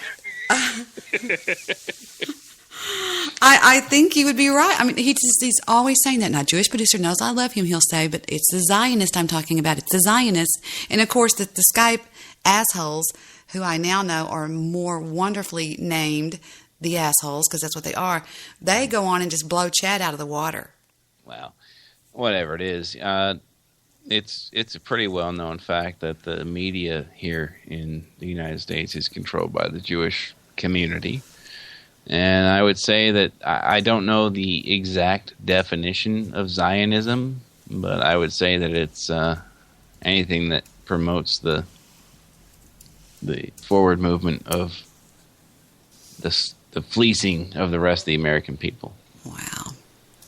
It's totally an off-the-cuff response. I'm not going to be held responsible for that, and neither is Debbie. Fox News on their top stories are Kerry vows support but no troops for Iraq after Fallujah falls. That's the number one. And then the number two is Tech troubleshoot White House mulls new Fed tech unit after site rollout. The fucked up thing is that Fallujah is going to be taken by the Russians. I mean, the Russians are our biggest ally. Like, our government, they don't give a fuck about us, but the Russians are trying to step in and save us. It's very nice that Putin Did will you be know like, that nowhere, it's not, you're right, it's listed nowhere, people, nowhere on Fox News. I'm reading the top stories. I know, I was listening to you about Russian. I want to hear what you have to say. Go ahead, please. That's okay. Sorry. No, I was just going to stand up for Putin. I think that he is, I've always been a big fan of Putin and everything like that, but he's got some fucked up socialist ideas and things like that. But as far as his foreign policy, the guy is not putting up with bullshit from anybody, and he's calling everybody on everything.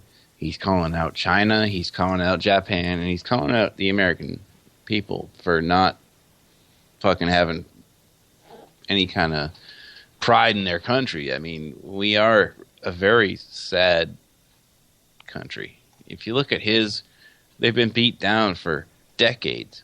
Since World War II. I mean, actually, since absolutely. They have poverty everywhere in Russia. It's an impoverished country to a certain extent. Quite frankly, if it came down to the fact that we were all going to have to mobilize or die, Russia would win versus the United States because they give a fuck about patriotism. Exactly. Very good. Well played. Well said. So, I mean, that's why I support Putin, and that's why I listen to him, because he actually listens to the people that are telling him things from his country. Obama, you've got to be kidding me. This is the biggest joke of a figurehead that I've ever even fucking dreamt of, never mind fucking lived in. I know. But of course, now we were warned many times that if Obama was elected for a second term, that this country would fall. And I think we're seeing some of that right now as far as it goes.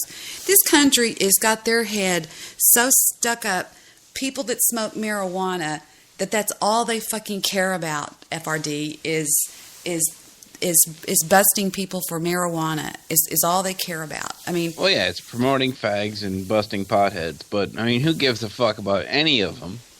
Because all it is just a diversionary tactic. It's all it is. Absolutely. And there's supposedly, when all of a sudden that this country is embracing gays?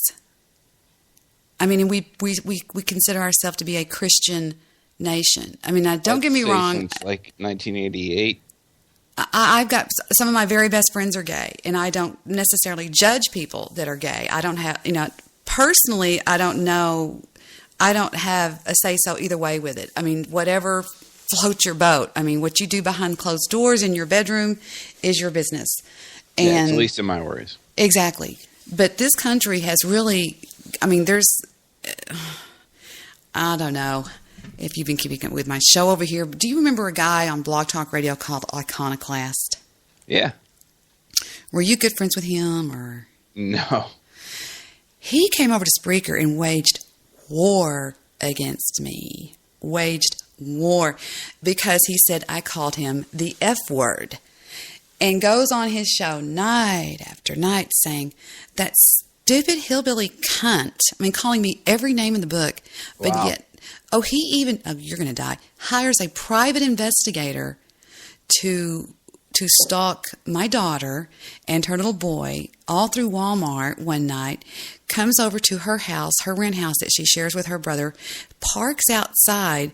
We have actual videotape of this mullet taking pictures of their house, sent me a quote-unquote cease and desist order over to that house. Yeah, it sounds like Goose. Oh, no, this was Iconoclast. Sounds like Goose. It sounds like something Goose would do, actually. Goose loves to do stuff like that. But it actually was Iconoclast until I went and wrote his attorney a letter, and I said, let me enlighten you on what your client does.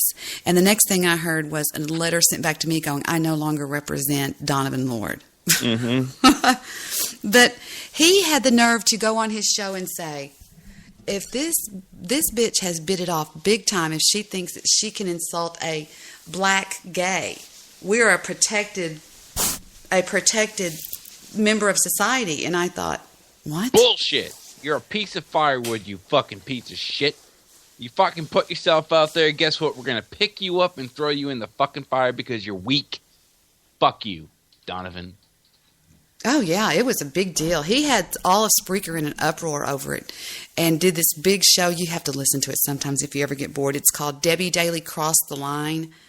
And he goes, you done fucked with the wrong fag, girl, and all this kind of stuff, and saying that he can't wait to be sitting across from me at an arbitration table so he can see what I'm wearing and how I have my hair done and with my shoes match my outfit. And I thought, you know what it is? This little bastard's obsessed with me. That's all it is. Historically, people that have fucked with Debbie Daly have sucked my cock. And guess what?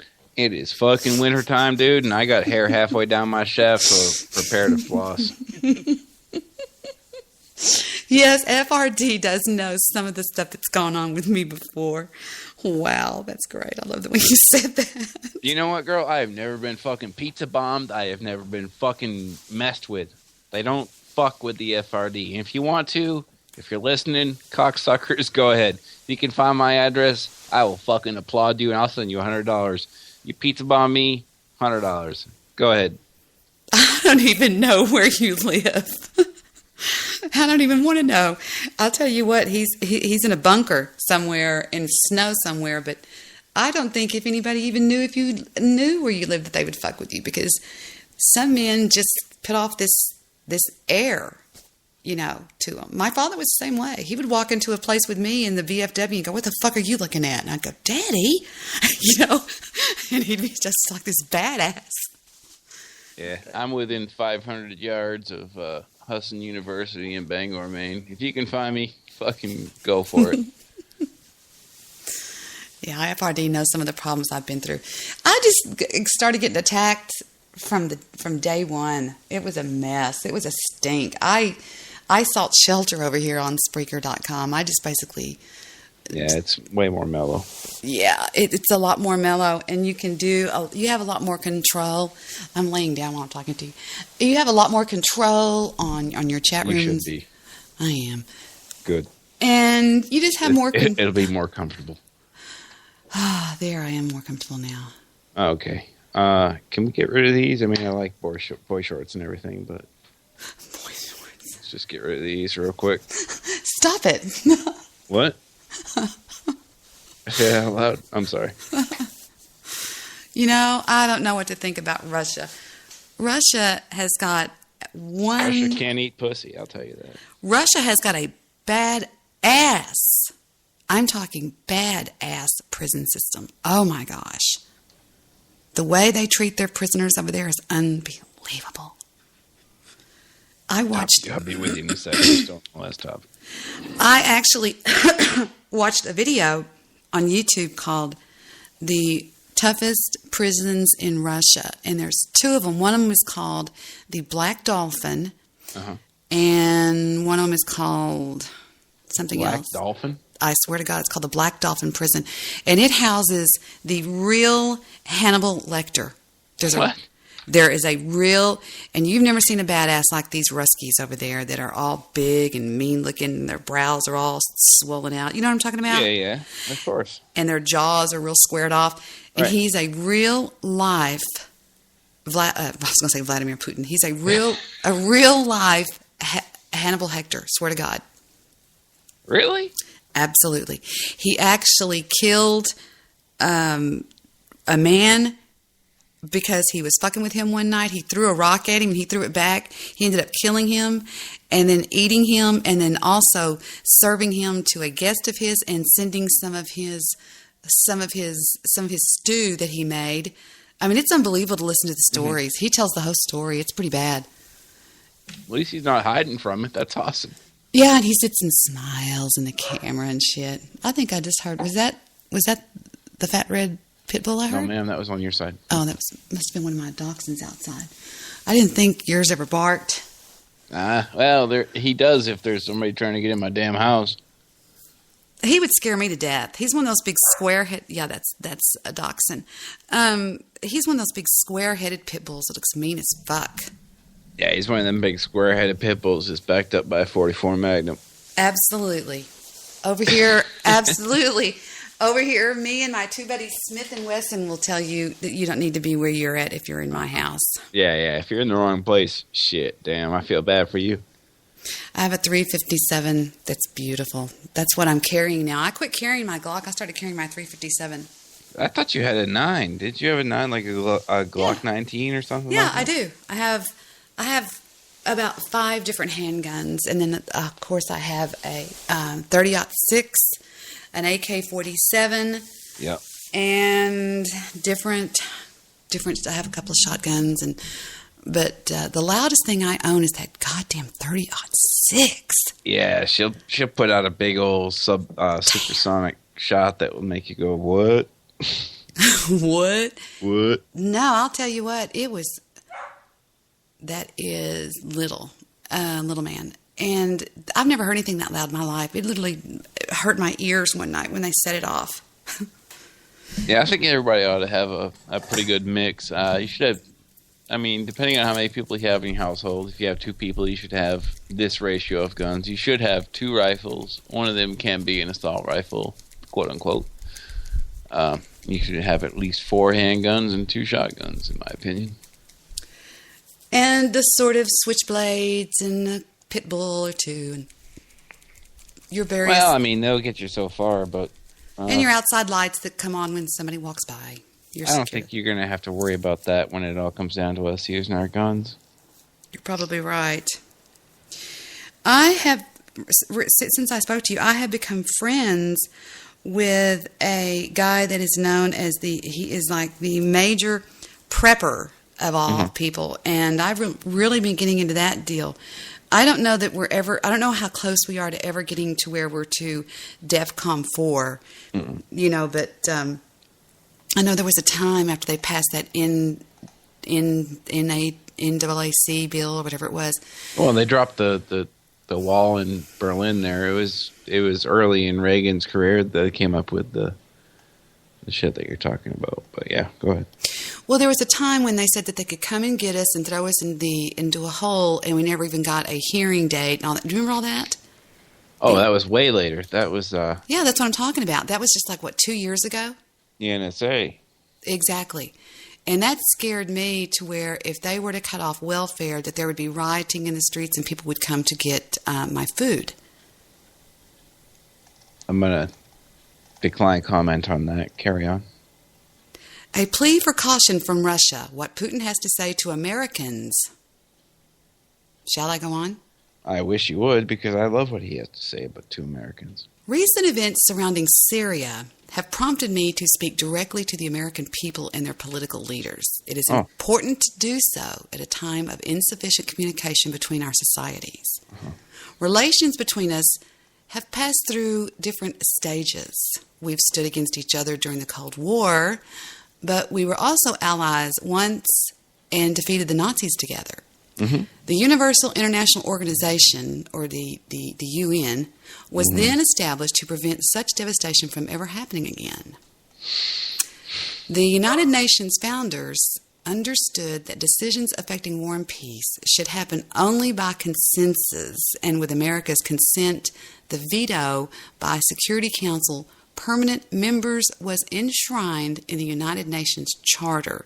The profound wisdom of this has underpinned the stability of international relationship for decades. Because America will not commit. Continue. No one wants the United Nations to suffer the fate of the League of Nations, which collapsed because it lacked real leverage. World War I. Wow, this is possible. This is possible if influential countries bypass the United Nations and take military action without Security Council authorization. Really? Is that true? Yes. The potential strike by the United States against Syria, despite strong opposition from many countries and major political and religious leaders, including the Pope, will result in more innocent victims and escalation, potentially spreading the conflict far beyond Syria's borders. A strike would increase violence and unleash a new wave of terrorism. It could undermine multilateral efforts to resolve the Iranian nuclear problem and the Israeli-Palestinian conflict, and further destabilize the Middle East and North Africa. We have to pay attention to so many fucking things. No shit. It says it could throw the entire system of international law out of balance. Yeah. Syria is not witnessing a battle for democracy, but an armed conflict between government and opposition in a multi-religious country. It says there are few champions of democracy in Syria, but there are more than enough Al-Qaeda fighters and extremists of all stripes battling the government over there. Basically, he's saying stay out of it. Yeah. Stay the fuck out of it. He's saying develop solidarity. Exactly. Now, he goes on to say, from the outset, Russia has advocated peaceful dialogue, enabling Syrians to develop a compromise plan for their own benefit. Right. We are not protecting the Syrian government, but we are protecting international law. Mm-hmm. We need to use the United Nations Security Council and believe that preserving law and order in today's complex and turbulent world is one of the few ways to keep international relations from sliding into what I call chaos. Putin is a international hero. No shit. I never really knew this until I started talking to you tonight. But see, I'm a very quick learner. While you were sitting here talking about other things, I was looking up Vladimir Putin and blah, blah, blah, blah. And then last and least, he says, last but not least, my working and personal relationship with President Obama is marked by growing trust. I appreciate this. I carefully studied his address to the nation recently, and I would rather disagree with a case he made on American exceptionalism, stating that the United States policy is, quote, what makes America different is what makes us exceptional. It is extremely dangerous to encourage people to see themselves as exceptional, whatever your motivation is. Mm-hmm. Wow. There are big countries and there are small countries, rich and poor, those with long democratic traditions and those still finding their way to democracy. Brilliant. It says, we are all different, but when we ask for the Lord's blessing, we must not forget that God created us equal. That motherfucker understands the Constitution better than anybody in public office in the United States right now. And there are 5,447 comments. Can you imagine? I cannot. That's a lot of fucking comments, people. Are you kidding me? Wow. And it's signed Vladimir V. Putin, the president of Russia. Mm-hmm. Wow. That's amazing. And that was to you and me and you. Yeah, that's exactly. I mean, it's very simply touched. I just wear the word touch. It's very simply put. Of course, I skipped some of it, but yeah, you know, he says right here, no one doubts that poisonous gas was used in Syria, but there is every reason to believe that it was not by the Syrian army. Mm-hmm. You know, so why would we go over there and invade Syria if Syria's not doing it? Well, the great thing about it, Debbie, is if you stop and look between the lines, if our government persists in its elimination of our Constitution, at least we know we've got Russia on our side. I know, but do you ever worry about China? Not very often. Really? Have you ever seen their military? Have I seen it? No.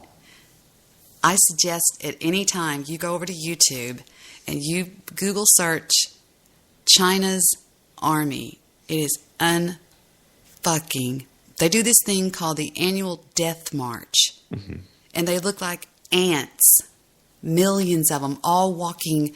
And the way they practice FRD for the death march is they put needles pointing up from their collars up to their chin so that they'll keep their heads.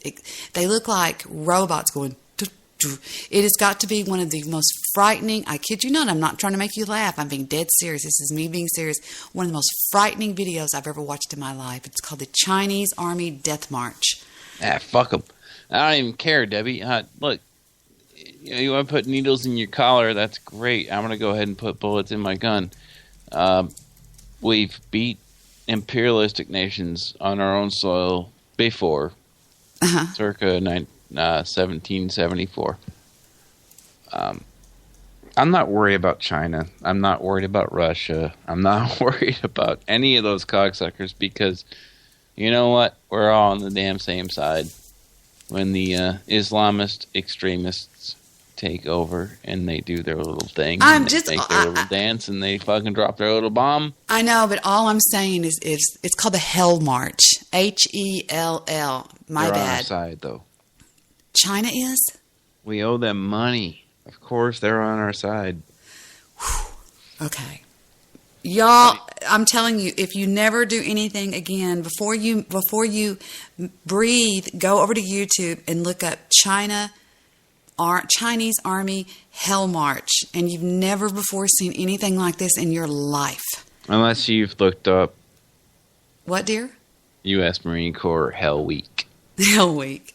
No, I'm serious. I don't care. I'm going to repeat myself. I mean, it is the most intimidating video I've ever seen in my life. It's literally thousands of these guys that are dressed in red and dressed in white, and the chicks, and they all look like they're all just, you know, how they walk with they kick their legs out in front of them, like kick, okay?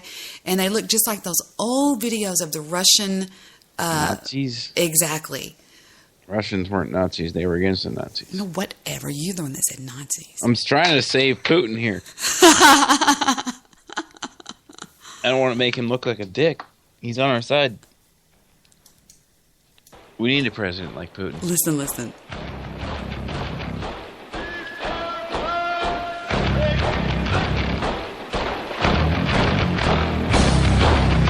Y'all got to see this sometime. And when they get to the big guys, they get to Chairman Mao's picture, they all turn their heads simultaneously, like, dunk, to the right.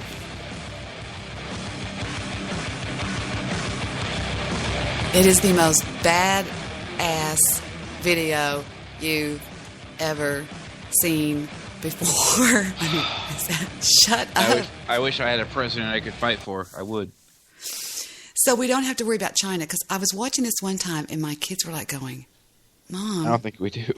Mom, what is that? I was like, I don't know. I'll check. So we don't ever have to worry about them. Somebody just put made in China.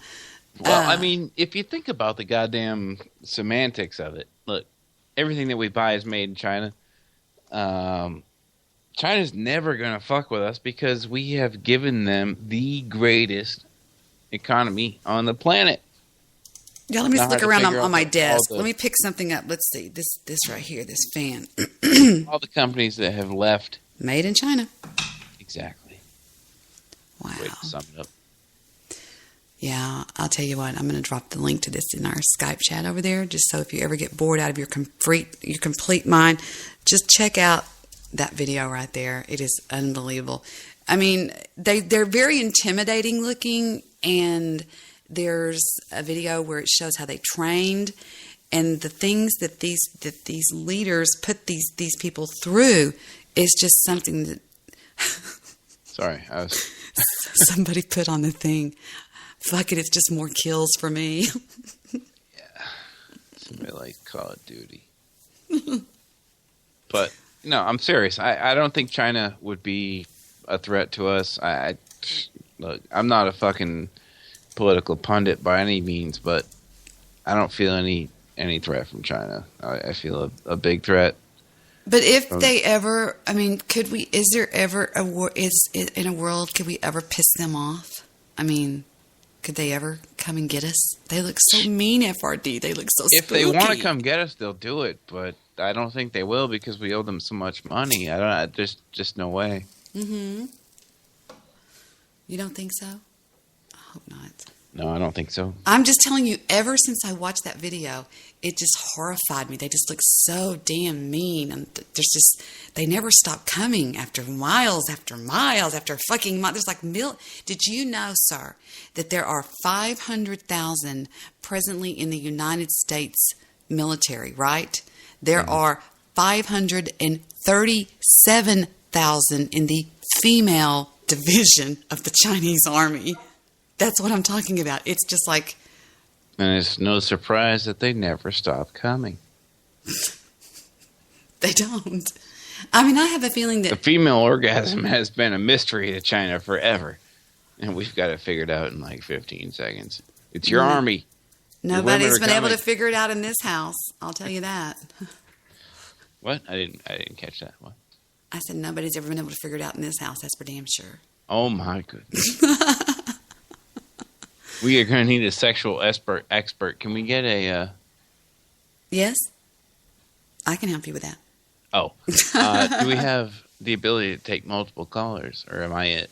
No, we can take as many callers as we want, bitch. All right, This is we're going to need a sexual expert here. Has anybody ever found the little man in the boat? What do you need to call in?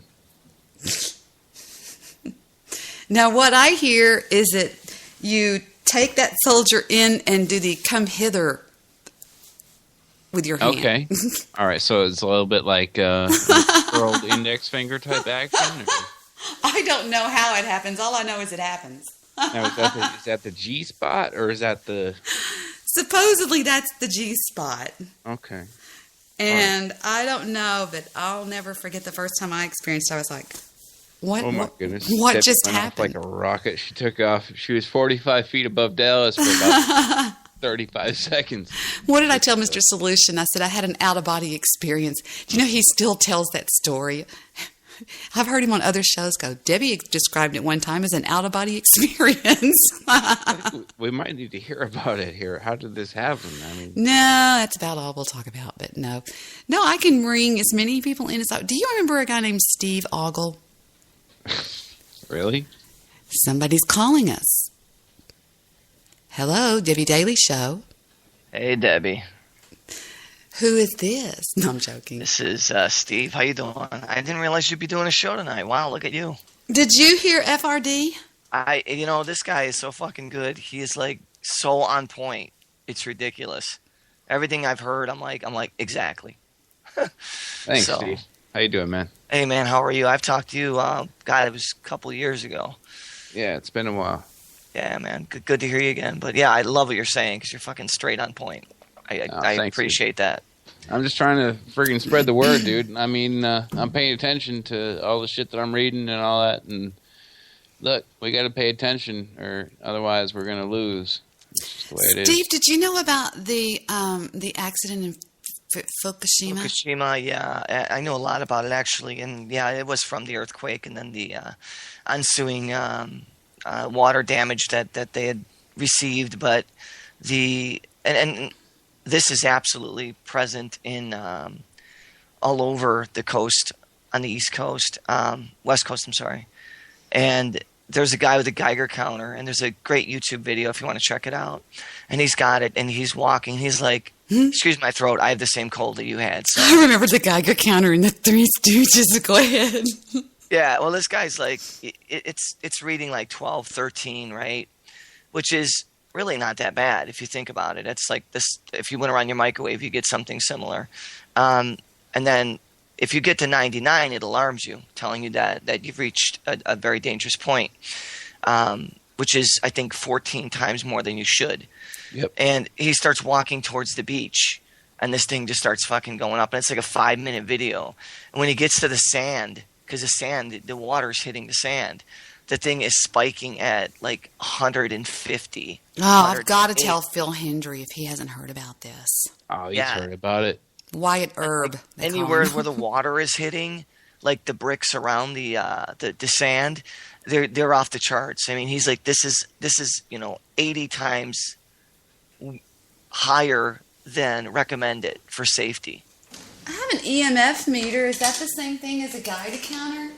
That's for you finding your... Here it is. I'll turn it on and see what it does. That's so you can find It measures magnetic... Shut up. Magnetic, I heard that. Electric and radio... Magnetic is... No, nothing. Well, actually, it's... That's for RF frequencies, right? That's like for finding...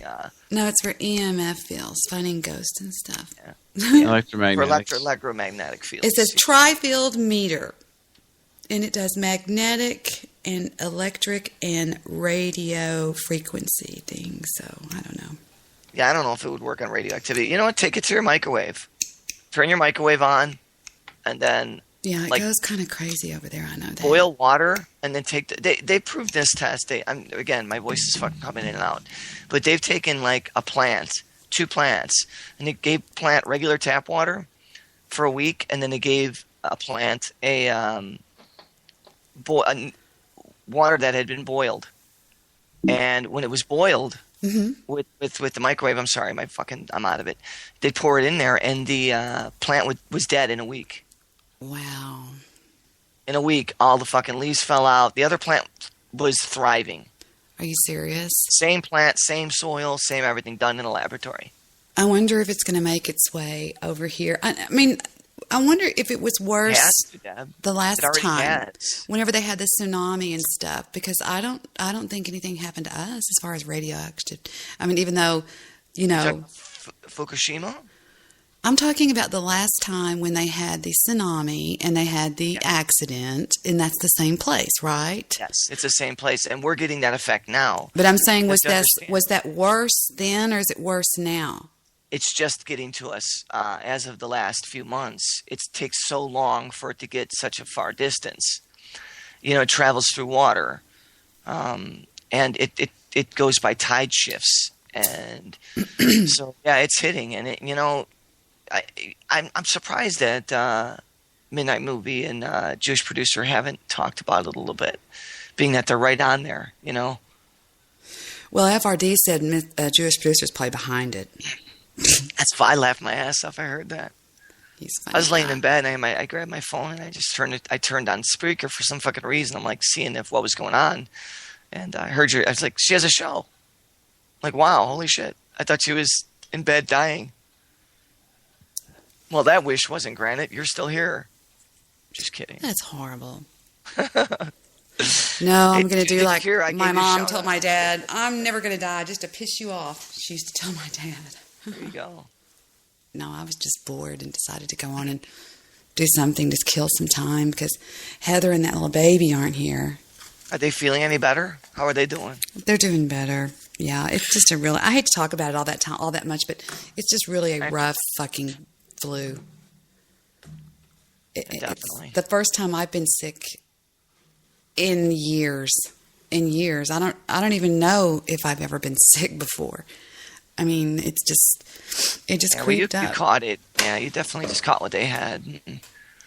Hopefully it'll go away soon. If you have a good system, it will.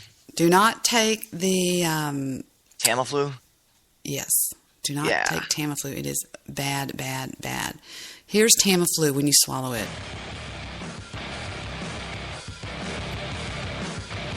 You know that Chinese Hell March? There you go. Man, I never heard anything like that in my life. When I was just so sick, and Victor was like going, "Damn, Debbie," and it's like my body was just rejecting this toxic metal thing. It was horrible. Well, you kind of described it like you were dry heaving. I was. I absolutely was. It was horrible. It was very, very sexy.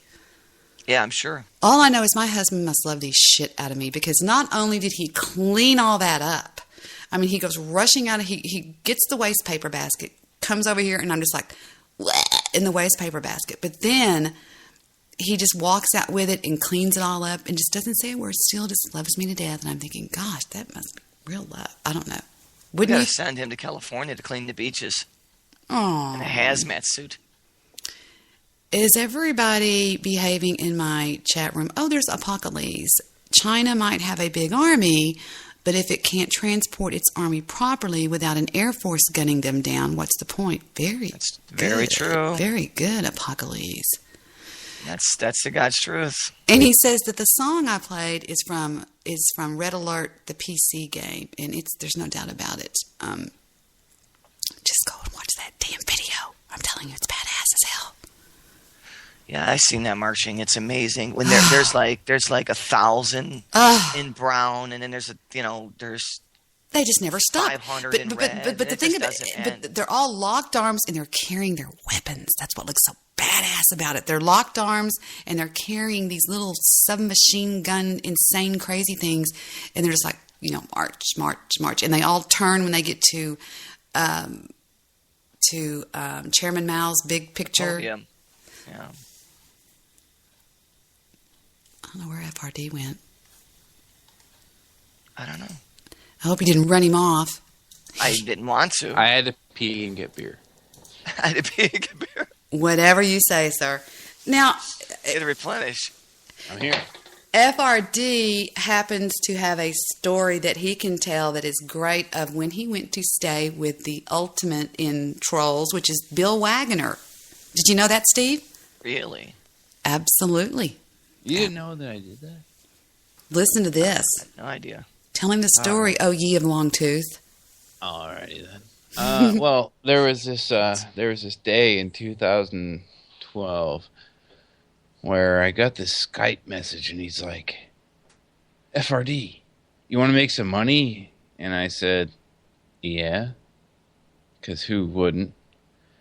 And I figured I'd put Bill Wagner to the test. I've heard all these things, for years and years about how Bill Wagner is the final boss of the internet. Bill Wagner can do anything. Bill Wagner this, Bill Wagner that. And I'm like, okay, well, this guy that I've heard about for so long has just asked me if I would be interested in coming to stay at his place and fucking working with him. I'm like, yeah, okay. Nothing to lose, man. Right. And so he bought my ticket. I did have to take a bus to Boston. I was a little bit bummed about that. It's about a 4-hour bus ride. I got to Boston and got on the plane, and I was friggin' baked as hell because I was eating pot brownies all the way to Boston. And then I got to Vegas at McCarran, and I started calling Bill's phone number, and it was disconnected. Fuck. I'm like, really, man? I mean, this is some fucked up bullshit right here. I know this guy just bought my ticket and everything, and he should supposedly know when I'm landing. Had no idea, dude. I waited at the airport for 2 hours. I finally called his mom, and she was like, yeah, he left 30 minutes ago. He should be there any time. So I stood there by the car park with like 2 fucking duffel bags and a backpack. I mean, I'm not like traveling light. I'm suspecting that I'll be there for a while. And he finally shows up. Yeah, I mean, this is one of the greatest people that I've ever seen in my life. The guy, he comes over to me, and he looks like Kerry Collins from Buck and Slayer. He's got like the pictures that you see on the internet just don't do it any justice. The shaved back of the head, it's real. It's there all the time. And yeah, I stayed there for months, man. I don't even know. It was like 3 months, I think. His kids, shit. like, gravitated toward me. I gave them attention, which is something that Bill Wagner doesn't do with his kids. They don't go to school or anything like that. I don't know if I ever mentioned that to you, Debbie, but they don't go to school. Like his kids don't. I would believe anything. To school, and he treats video games as schooling. Like, he legitimately believes that if his kids get enough interaction via video games, that they are now educated. Wow. This is not bullshit. Like, I would not talk shit on Bill Wagner because he's never done anything wrong. Hey, FRD doesn't lie, okay? $2,500. No, I don't doubt him. He owes me $2,500. But yeah, Bill Wagner doesn't give a fuck about his kids' education. And he is a fucking scam artist. Like the biggest you've ever fucking met. And I was even impressed. I mean, we went to meet this guy in L.A. We went to L.A. We got on this JetBlue flight, and we jumped out of McCarran. We landed in Long Beach, and this guy came and picked us up in this Yukon Denali type dealio thing, and he handed me a joint. And I'm like, sweet, this is great. We got there, and I mean, this Emilio guy. This guy was named Emilio. It's like the most mafioso guy you could ever imagine, and Bill is hitting him from both sides with fucking artillery fire. It's ridiculous. This guy, like, Bill Wagner can sell fucking ice cubes to an Eskimo. There's no doubt about it. Yes. No fucking doubt about it. We got involved with this Emilio guy, and Bill proceeded to fuck him out of at least 10 grand. Like, that's his MO. That's his MO. Bill Wagner will fuck you out of your money. He's a matchstick man. He's flim flam. Yeah, he's flim flam. Exactly. That's how he makes his money. He tried to do me and Victor one time and came awfully close. He was telling us that for $5,000 that he could take Debbie from 0 to 1,000 in that within 2 or 3 days, he would have my name and my show in the hands of 5 million people, and that he would. And so at the very end of it all, Victor had one question. He goes, "Bill, I have one question." And he goes, "Now you do blog talk radio and stuff like that, right?" And he goes, "Well, yeah, sure." And he goes, "Then why don't you do this to you?" Because he's not interesting. He's only interesting to trolls. Oh, well, I thought that was an interesting question that Victor said. If you can take Debbie from 0 to 60 overnight, why don't you take yourself from 0 to 60 overnight? You know? I want to clarify something. Yeah. I love Bill Wagner. I'm pissed off that he owes me a bunch of money. But if he called me up right now and said, "Hey, man, my bedroom's open, man. Do you want to come over and live here in Vegas and make some money?" Yeah, I'd go. Bill Wagner is not a bad person. Bill Wagner is out for himself, and really, who can blame him? But would he sell his own mother? Is he that Is he ruthless, or is he just? Of course not. Okay, so he reveres his mother. Okay, man. so he is a he's a non-existent type father. A lot of people don't put their kids in school because they don't want to fuck with the school systems. They don't want to have to keep them on a schedule. They don't want to have to mess with with the teachers and the curriculum and stuff like that. I mean, that sounds like what's going on over there. But no, I understand that, Debbie. But if you're going to do that, then you need to make an effort to at least put some curriculum out there. He doesn't even have them on a homeschool curriculum. Baby, I told you they are raised by video games. Wow. That's not good, because eventually they're going to, listen how low my voice is, eventually they are going to be out into the world, and I'll tell you something, guys, it's not very funny, because it will catch up to, it will catch up to them. They'll get to where they don't know anything. I mean, they'll just be idiots, and that's very sad, very sad. And they're good people too. I mean, his son is a real good guy. I got pretty close with him and things there. I was living with 3 months, so I got to know him pretty well and everything. And he's a real good kid. And his daughter is actually really cool too. What do they think about Dad? They love him. They look up to him. Yeah. Mm-hmm. Well, how do you know that, Steve? Because I had personal dealings with him as well. Mean, like that? You stayed with him? I mean, you just... No, I don't. I would never stay with him. With his kids or with Bill? I've heard conversation with him and his kids, and I talk with Bill for hours and hours and about business things, and I have things on Bill that are just fucking staggering. But he was just trying to flim-flam you like he tried to flim-flam me. I think it was the same thing. He did. He got me. Uh-oh, you gave him $5,000? I'm not going to mention anything else other than saying he got me. You guys gave him money? No, I didn't. You guys are silly. He gave me money, but he still owes me more. He tried to get money out of me and Victor, and we listened to his spiel one night for 2 hours, go on and on and on, and finally just said, Yeah, I got about $7,500 out of Bill. He still owes me another $25. And that was just for being... What, just like his investment, right? What, his right-hand man, or what? Well, I dealt with all of his bullshit. I took his phone calls. I set up the appointments for installing 145 servers. Yeah. What's this with all these server bullshit? That's all he ever is about.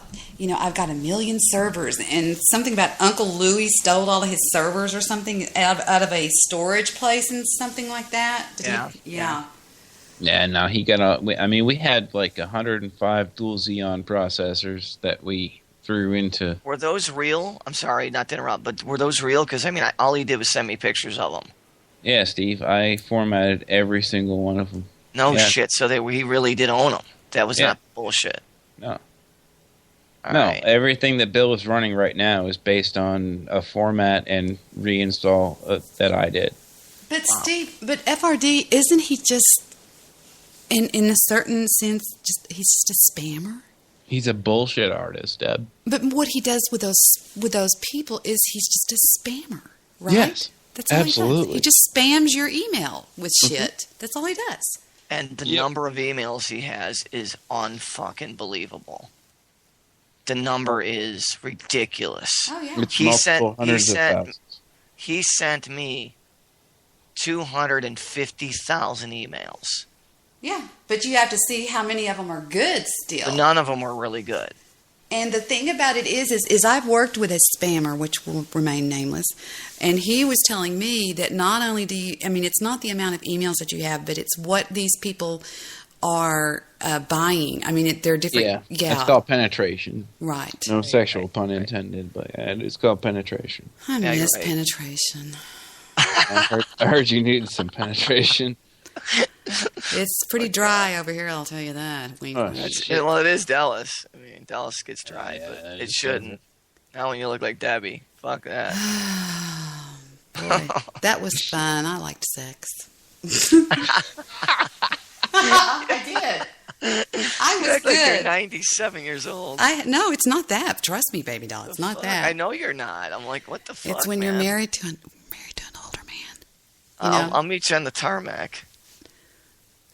Do I get my choice between you and FRD? No, I'm joking. I apologize, bud. Damn. It's just.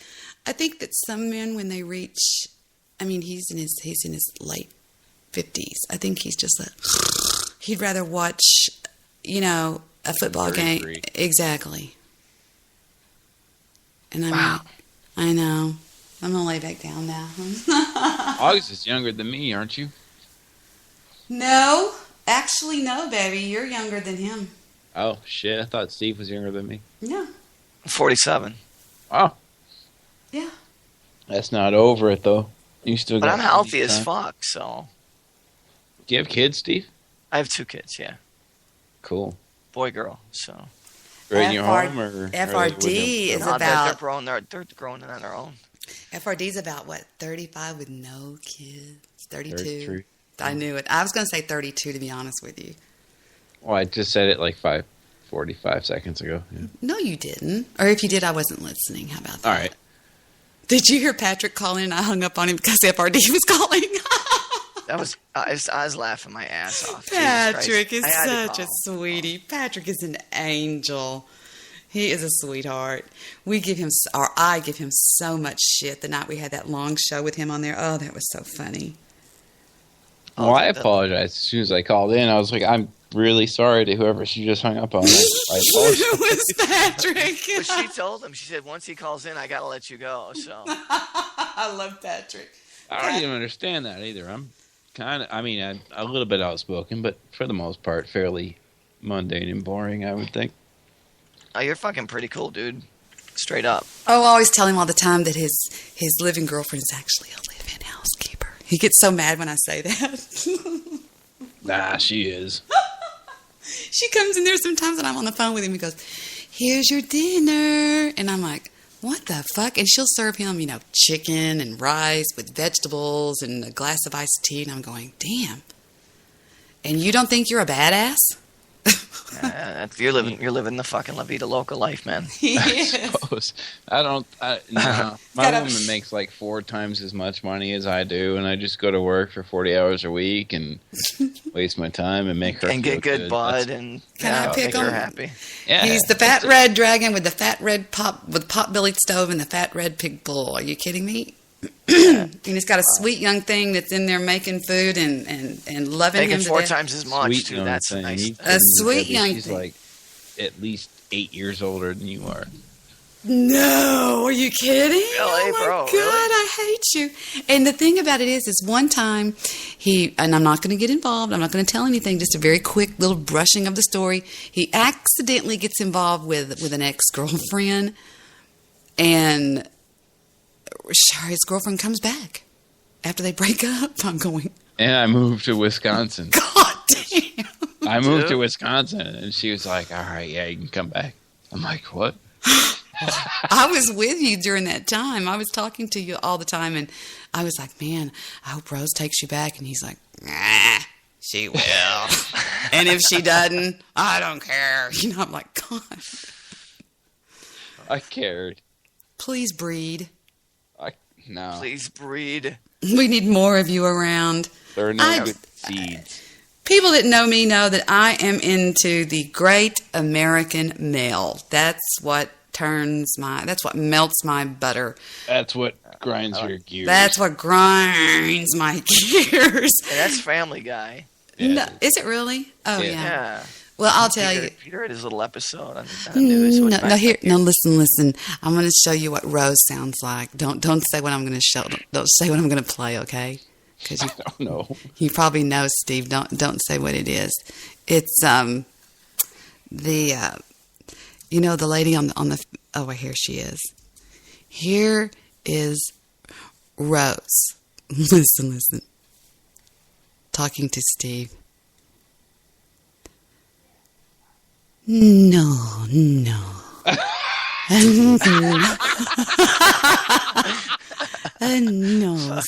No, if I didn't know. Consuela's her name. Consuela. That's Rose. That's fucked up, yeah. I'm sorry.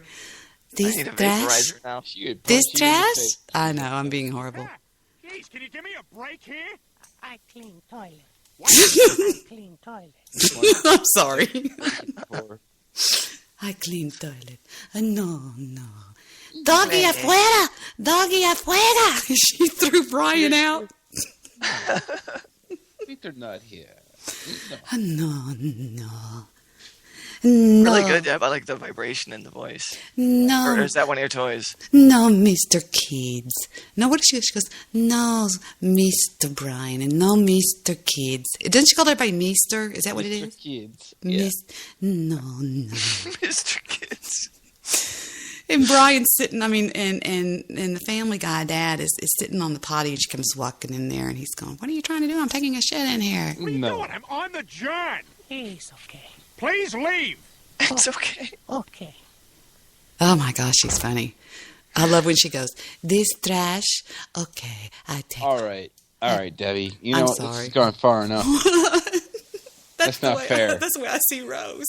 That's not fair at all. Don't you dare say I said that.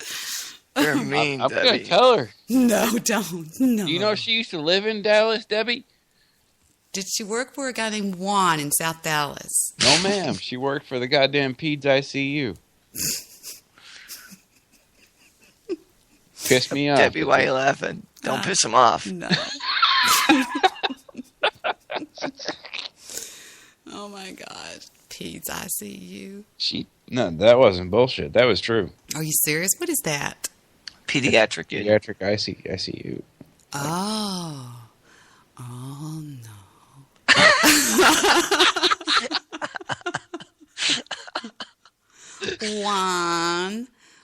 1, 4, 2, 5. I'm not your one. I will never be your one. I like when he goes 1, 4, 2, 5. And she goes 4, 5, 5.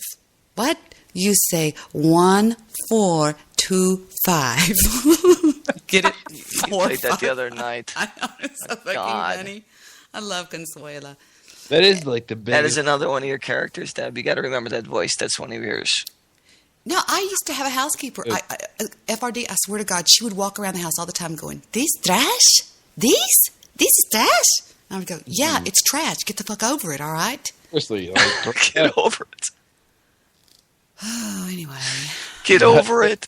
That day forward, if I was throwing something out, it was trash.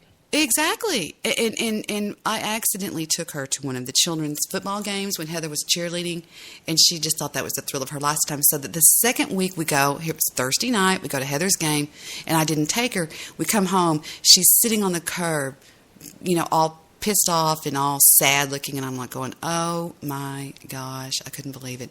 And you know what she used to wash our dishes in? She would not use, no, I don't use a dishwasher.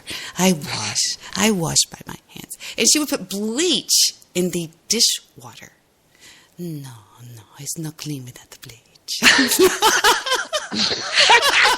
You're fucking kidding me. It's true, though. It is true. And every time Gunnar would come in, she'd go, Doggy afuera! And I'd go, no, don't. Yeah, That's take good. your shoe. You know what she said one time? Damn it. You're going to think I'm lying. One time, swear to God, she comes in the house on a Monday morning, and she would get the weekends off, and she would live with us Monday through Friday. She comes in, and I said, "Oh, I forgot to tell you that Willie got killed this weekend." She goes, "What?" "Oh, one of my weenie dogs." And she goes, "What do you do with him?" Willie es la muerta. And I thought, what do you mean, what did we do with him? What do you mean? Do you think we ate him or what? He was delicious. Swear to God. I'll never forget that. She goes, You don't remember the barbecue sauce? what do you do with him? I sent him home to my mama. Nah. No, she did. Swear to Jesus. She goes, Swear to Jesus. What do you do with him? And I was like, Did you tell her she was fucked? we threw him away. What are you talking about? He's in the dumpster out there. He's a goddamn fucking animal. You don't eat dead animals, lady. No, you not throw Willie away. Wow. Willie with a can of cream of mushroom soup in a crock pot is some good eatings to that woman. How much are you paying this bitch? I mean, honestly. Just dead carcass? No, she would get $250 a week. Shit, I clean your house for $250 a week. I knew you were going to say your that. underwear. Oh, I'll dance No for shit, right? You'll dance? Well, you'll dance while I clean, and exactly. you pay me $250 a week.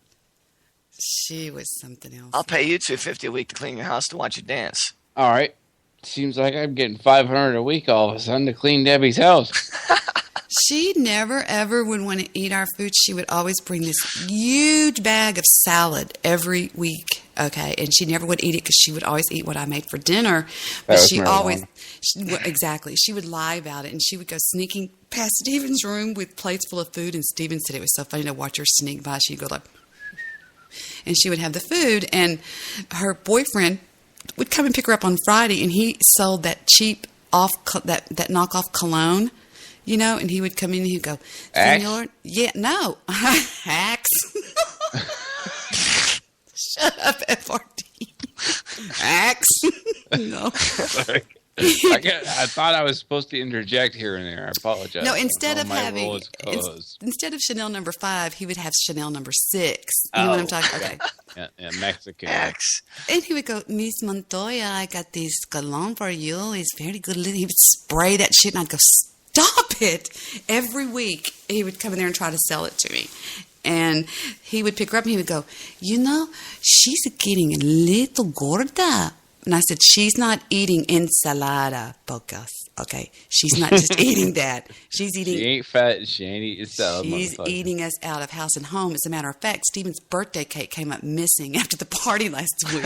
Oh, my God. And she didn't say, this trash. I said, she ate it. Ugh. Anyway. Trash was fucking dinner. Yeah, we've always had live-in housekeepers, but... well, who hasn't, really? Absolutely. I think they come for the dances. I think they do, too. There's nothing wrong with that, by the way. That wasn't even funny, Steve. That was kind of stupid. What do you mean they come for the dances? That was dumb. Well, you said... that we brought Mexico Napoleon Dynamite. You're fucking welcome. Oh my gosh. Remember Napoleon Dynamite? This is where the show gets kind of stupid, but remember Napoleon Dynamite's roommate, that guy that had that black girl that came to live with him? She got off the bus and she was so... I even loved her. I fell in love with her. That wasn't his roommate. That was his brother. That was his brother. Kip. That's his brother Kip. I thought it was his cousin. You're just jealous because I was on the internet. Her name was LaShonda. Oh my God. She was the sweetest thing, remember? She was really nice, Napoleon. She was a man. Well, who cares? But I was convinced that she was a man. Aww. She gave Napoleon the courage to ask Deb to marry him. Yeah. Why was there never a part 2, considering that one only cost $12 to make? I know. I don't think that you could upstage it. I really don't. I don't. Well, I think so John great. Heater became way too old to be that guy. Really? Yeah? No? Well, I mean, we'd love to see John Heater's kids as Napoleon Dynamite now, but I don't know if... I don't think it would sell very many tickets. How perfect was his uncle that lived in the good old... in the glory Uncle days? Rico. Uncle Rico lived in the glory days when he was a football player. It's like my hairdo from the 80s. God, he drove that want to be a football player, yeah. Oh, that was great. And See him out by his old fucking van throwing footballs at the camera. no, At the mountains. at the camera. No. It was at that video camera. Remember? He was throwing footballs at the mountains on the video camera, though. And he had that pet llama. Oh my God, it was funny shit. Tina was his llama. Here, Tina. Oh my Eat your slop. Get your dinner. God, Tina, you're such a pig. Tina. You get so pissed off. God, Tina. God, kid. Whatever. Oh my God. It's Debbie Dynamite. That's such an epic. Debbie Dynamite. Debbie Dynamite. Love her. Gosh, Kip. God. You don't understand. We You have understand, Kip. this relationship that can't be matched by Jedis or unicorns or anything. This is ridiculous. You wouldn't understand. Pedro's the only guy in school that has a mustache. Remember? Kip. Pedro. I'm Debbie's co-host. Ouch, I just hurt myself. That was funny stuff. God. It's a good show. It was a really, really good movie, and I was surprised it was so good, and I only watched it 300 times. Oh, I've seen it 1,000 times too. It's good. You know, it's just one of those things where it's like a good car crash. You just got to watch it over and over again. Speaking of cult films, did you know that Billy Jack died? FRD? The Walmart greeter? Bite your tongue. All right. Billy the banjo Jack. kid from fucking... No. Billy Jack. Listen, children, to a story that was written. Billy Jack, the badass. What fucking movie are we talking about? Oh, wait, you're 33. That's right. Billy Jack was a cult classic hero back in the 70s and throughout the 80s. He was just this badass Marine Corps vet that went to save this Indian ranch school of people, and he just would go around kicking the asses of everybody. He was also a kung fu artist, whatever you call it. He knew karate and all that kind of stuff. So, yeah. By the way, I had no clue either, dude, so don't feel bad. That's fine. You bullshit. You said you knew all about Billy Jack. I didn't know shit about him. Listen back to the tapes. Billy Jack was, he had that song that he made popular called 110 Soldier. Anybody over the age of 45 to 50 years old is going to know Billy Jack's 110 Soldier. Well, I knew this song, but I don't remember any of the movies. Remember, you and Jewish producer were talking about him. You're like, you don't remember? What are you talking about? You don't remember? I'm like, I just don't. And Jewish producer's only 73. No, he's in his mid to late 40s. I guess I don't know. All I know is he's the worst therapist in California. Put it that way. Listen, children, to a story. So he died, FRD, which is very sad. It is sad. Shout out to that guy. Shouts out to Billy Jack. So, do you ever talk to anybody from BTR? Do you ever talk to Goofy Bone? I have not talked to Goofy Bone in fucking, 9 months. Oh, he's still hating me for absolutely no reason at all. Well, that's his shtick. Yeah. That bitch. I talk to Vince once in a while. Wait a minute. Let me do my Vince impression. Hold on. Oh, this is good. Wait a minute. Silence on the set. FRD? Yeah, go ahead, Vince. What are you doing in Vince in the Bay? And it's Free Ball Friday. Yeah, man, it's a good show so far. I love how much hackers you have here. Oh, Sabu? Yeah, it's a good one. Fuck them. They tell me their secrets and they come at me. I'm going to fucking rat them out. I'm Vince in the Bay. Well, if you testify, then great, man. I'll still support you, Vince. That's right, motherfucker. Come at me, Anonymous. I am Legion. Yeah, well, whatever, man. I've always been good with Vince. I know.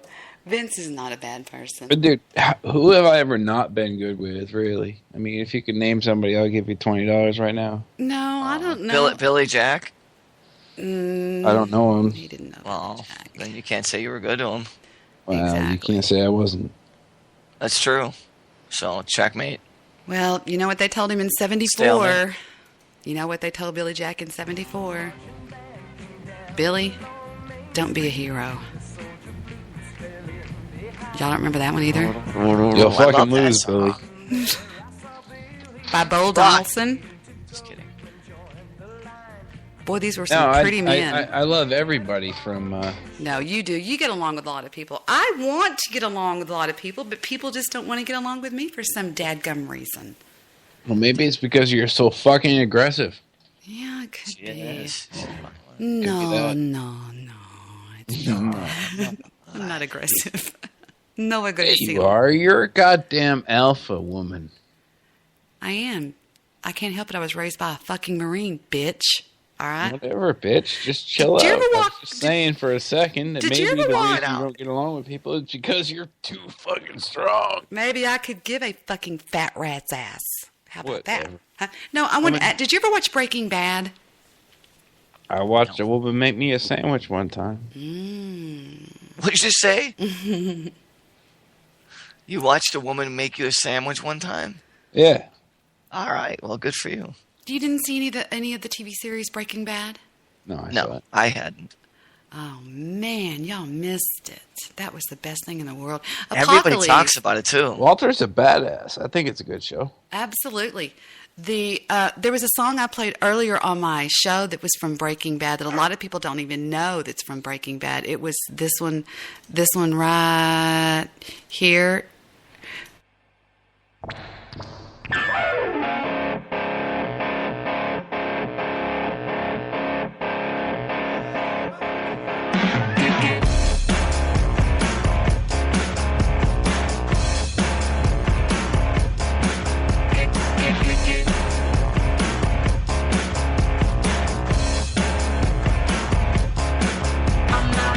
Scientist, I rock the house and sign the tits, and that's it. Love that song, and I have made so many people love that song since I started playing it on my show. You've been playing it for a long time. Mm-hmm. I like that. It's one of my favorite songs. It went down in history as one of my Hush Little. He's going on for out here, little weenie dog. You know what temperature it's going to be in Chicago tomorrow night? 20 below zero with wind chills of 50 to 60 below. What? Damn, son. Yeah. City. Yeah, we're under they have already closed school for Monday, possibly Tuesday. They're talking about being the coldest air in 30 years. Wow. Damn. For Chicago, that's pretty fucking epic. Yeah, we've been pretty cold up here, but I don't think we've been anywhere near that, dude. Well, I just shoveled the walk. I have a 3-car garage. Just shoveled all that shit out. And I just want to get it salted and ready because I'm not going to be doing it tomorrow when it starts to plummet. Because it'll be 4 below by tomorrow afternoon, and then by tomorrow night it's supposed to be 15 below. Without any what'd you wind. do? And then the grow wind's up in Illinois, or? Yeah, I'm born and raised Chicago, but I have a house in Arizona, so that's where I should be right now. But I have work here, so I have to fucking stay for a little bit. What are you doing up there in Illinois? Jewish producers in the chat Photography. room. He just gave us a shout out. He said, "Jiggle your tits, Debbie." Yeah, no shit. I got bigger tits than Debbie. I'll jiggle them if you want them. They're JP. Okay. We'll just let that one lay there and stew. I'm Don't just bring Stewie stepping into in it. front of the bullet, babe. You know that's how I am. JP is That's how he rolls. JP is the shit. I love JP. He's my buddy. We did a JP show the can other. We come did a over show here last and night. Lick my fucking infested nuts. Yeah, whatever he said. No, he said that y'all did not do a show. No, we did a show. Me, him, and Mr. Min, a movie, but the audio was bad. But then when I played it back and it's on fucking SoundCloud, it doesn't sound that bad. So it's still out there. So you did do a show. We did do a show, yeah. He said it was a Skype call. No. No, it was on Spreaker. Oh, okay. Didn't know that. And then I deleted it. Well, I thought you were sick. I didn't want to bother you. Why would you delete it? Because I didn't like the quality of it. But somehow it got to Spreaker. I mean, somehow it got to SoundCloud. There was no content that you wanted to hide? I'm like, what? No, there was nothing to hide. It was pretty outrageous. We were pretty stupid, but How did y'all get get it to work if you don't have a board and all that stuff? I just had them patched through Skype. Oh, I bet it was really suck-ass quality then. It wasn't exactly. So I'm buying a board. Oh, okay. Yeah. Well, whatever. That's fine. Good. Cool. I don't care. It doesn't matter to me. So what else is going on, guys, before we kill this thing here? If Don't you asked kill me it, if I have Debbie. Hang on, let me ask a question. You ask if I have many listeners. I am knocking them dead on Spreaker right now. My numbers are off the charts. I can't even keep up with it. It's so high. It's like I average anywhere close to almost 2,000 listens a week. They follow you on Twitter and all that shit too? They're all over me. Nice. They're all over me. What's your Twitter? The Real Debbie Daily. You have me on your Twitter, don't you? Of course I do. I'm trying to promote your show, honey. Oh, yes, I'm ampersand The Real Debbie Daily, and it's not T-H-E, it's T-H-A, The Real Debbie Daily, because so many mullets went on there and did sock accounts that were like me. Steve, I found my camera. It is a Rolleiflex. It is a Rolleiflex. Okay. It's nice. It's a Rolleiflex 2,8. Whatever that means. Hold on. That sounds like porn. It's not 2.8. It's 2. It's 2. Okay. Porn 8. 2,8 is what it is. I found it. Does that say that right on the lens part? 2.8. It's what it says. 2.8 is the aperture, Deb. It's called a Rolleiflex, and underneath it says 2,8. Okay. I think Debbie has a 2, yeah, mine's 2,8. 8. Mine porn was aperture. made in Mexico. What is it, Rosa? No, it's No. not made in Mexico. Not this porn. This trash. Go away. Did you notice I said Rose? I'm sorry, FRD. I love you. I'm just joking. Man. I'm not too uptight, Debbie. Know this. But it is the Rolleiflex, and it's got the 2 lenses on the front, and there's some film in there from somewhere I did. I don't know what it is, but I'm not through with it. It's on number 6 right now. So I'll give you $400 to send that to me right now. you know what a Rolleiflex is? Give a fuck what a Rolleiflex is. I knew it. I told you. Oh, the film. It's probably nothing that you're thinking of, but actually, it's a pretty little camera. I'm sitting here looking at it right now. Yeah, I want that fucker so bad. No, I'm gonna hang on to it. I have. Just send. What's the big deal, Debbie? It's one of those cameras that you look down into, you know? Yeah. You know why I bought it one time? I bought it because I saw this movie called Hope Floats. Uh-huh. Yeah, I seen that with that bitch. Yeah, that bitch, Sandra Bullock had one in there, and I thought, I've got to have that fucking camera. Yeah, why? I don't know. I just wanted to have that camera, so I went and bought Don't it. you think that Steve might be able to make a little bit more better use of it than you? Well, that he can go buy one. They're only $2,900 on eBay right now. Just send it to him and let him borrow it, maybe. You know, I might do that if I was your girlfriend. It's a what? 1954 is when that one came out. It's an antique, I know that. I bought it off of a dealer in Mesquite, Texas, a camera dealer. And he was like, I bought it for, I said, you're in a good mood, and I know you love me, Greg. And he goes, I'm in such a good mood, give me $750 and the camera's yours. And I said, no. Fucking Debbie, man, my throat hurts. And so I did. I gave him the $750, and I walked off with it. And today I could sell it for about $2,500. $2,200. Mm-hmm. Yeah, easily. Because right now I'm looking at 27. I'm looking at 32. I'm looking at 28. So right around 22, you should be able to get it for no issues. I understand I'd kill you if I ever stole it from Debbie, right? Yeah, that's fine. That's fine. Debbie, you might want to send him that camera. Let him do some fucking photos with it. I can take pictures with it. Can you? I know. Can you send me the pictures? Selfies. It's hard to do a selfie with a Rolleiflex, though. Yeah, it is. It's like 45 millimeters. They're not so good. Wait a minute. Are you joking me? Is that what a selfie is?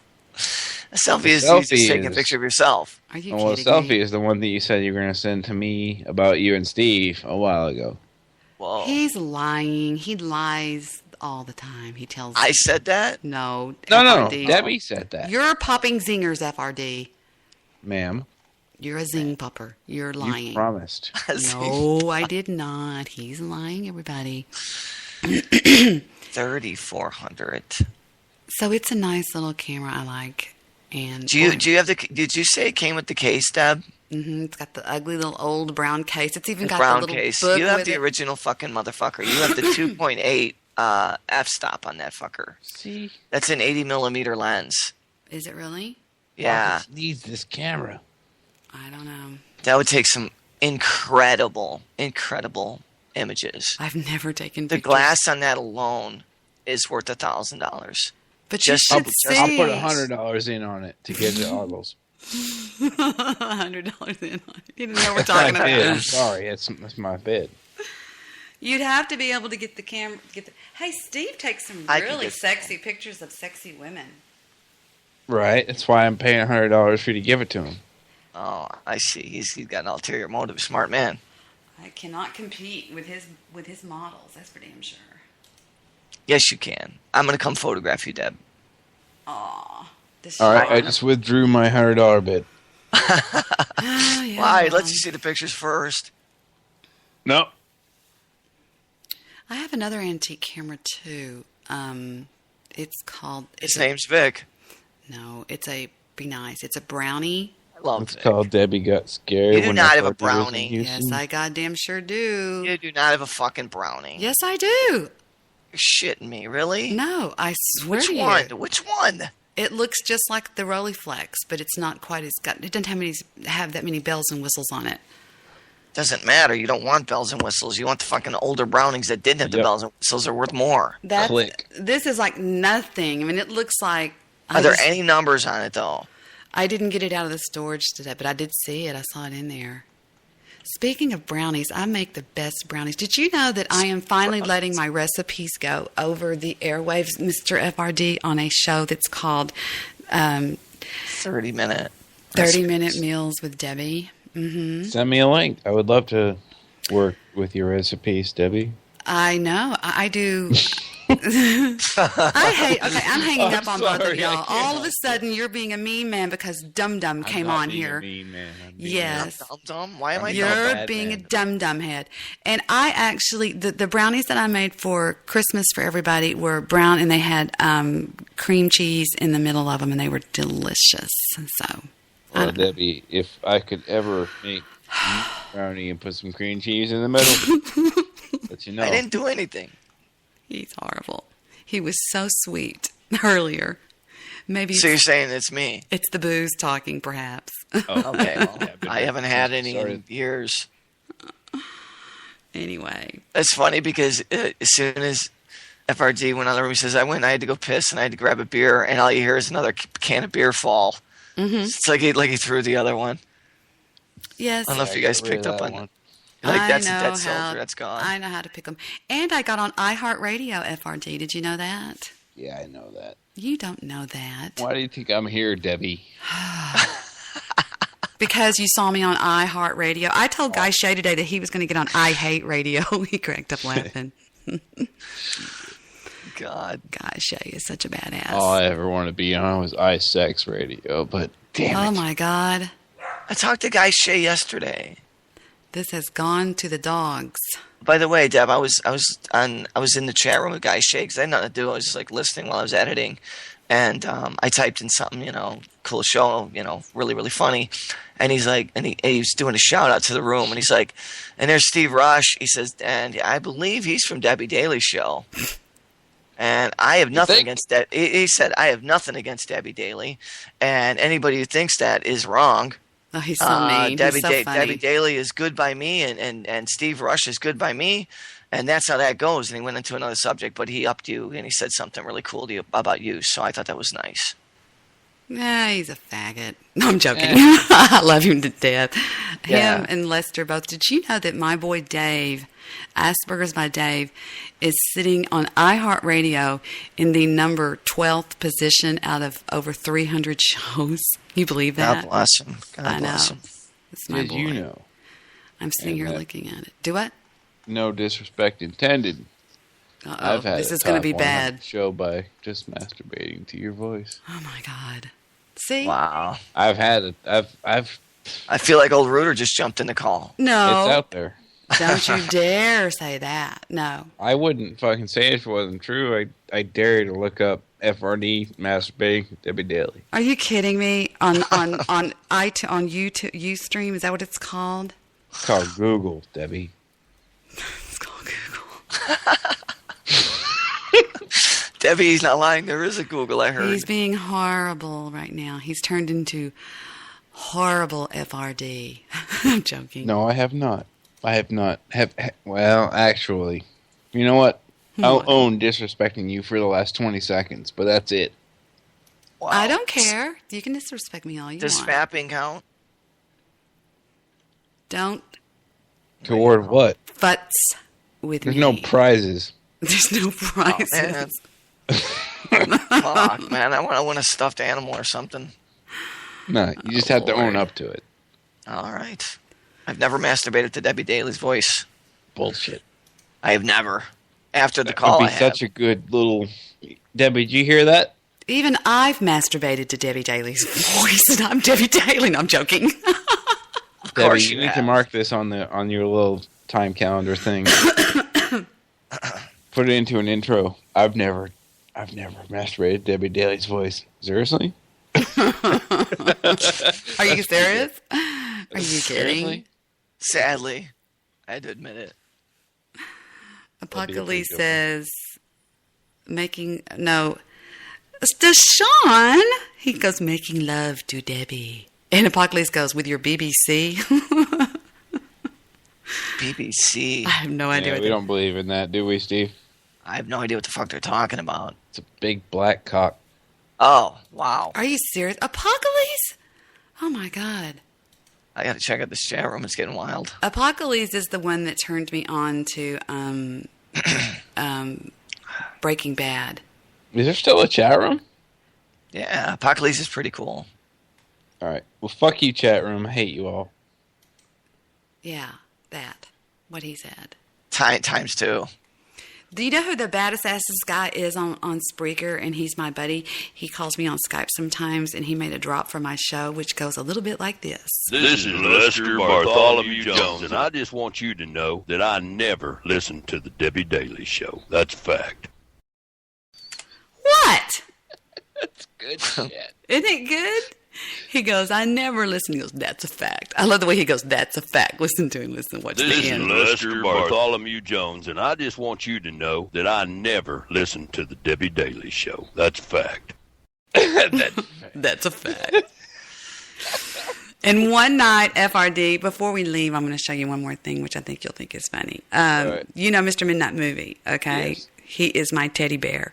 And he was on the show with me one night, and we were talking about sponsorship. And I asked him, I said, if you were just going to do a live spot for just anything, what would you do? I said, what about Gold Bond? I said, you talk about Gold Bond all the time on the show.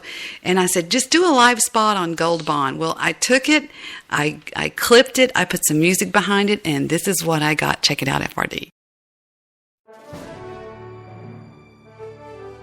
Mr. Midnight Movie, and when I'm angry and sweating like a hog, nothing takes away the chafing better than Gold Bond. I squirt it all over my face and my body, and that keeps away the chafing monsters. When I do my radio show and somebody aggravates me and makes me angry, and I'm yelling and screaming and sweating like a pig, I use Gold Bond.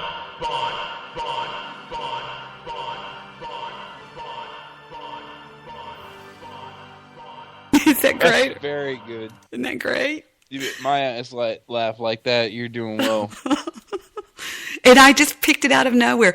Well, then the next night, about 2 nights later, check this out. He had gotten into this enormous fight with Mr. Solution, okay? Priding himself on stoic calm, he tries to remain calm when he's fighting with Mr. Solution. Well, it just so happened that night, in fact, on my show, with Mr. Solution, he did exhibit stoic calmness. And Mr. Solution ended up disconnecting the call after the BTR show ended. And when he first came on the BTR show, this is what he had to say, and I made it a PSA for stoic calmness. Check this one out. Let's hear this it. one's even funnier.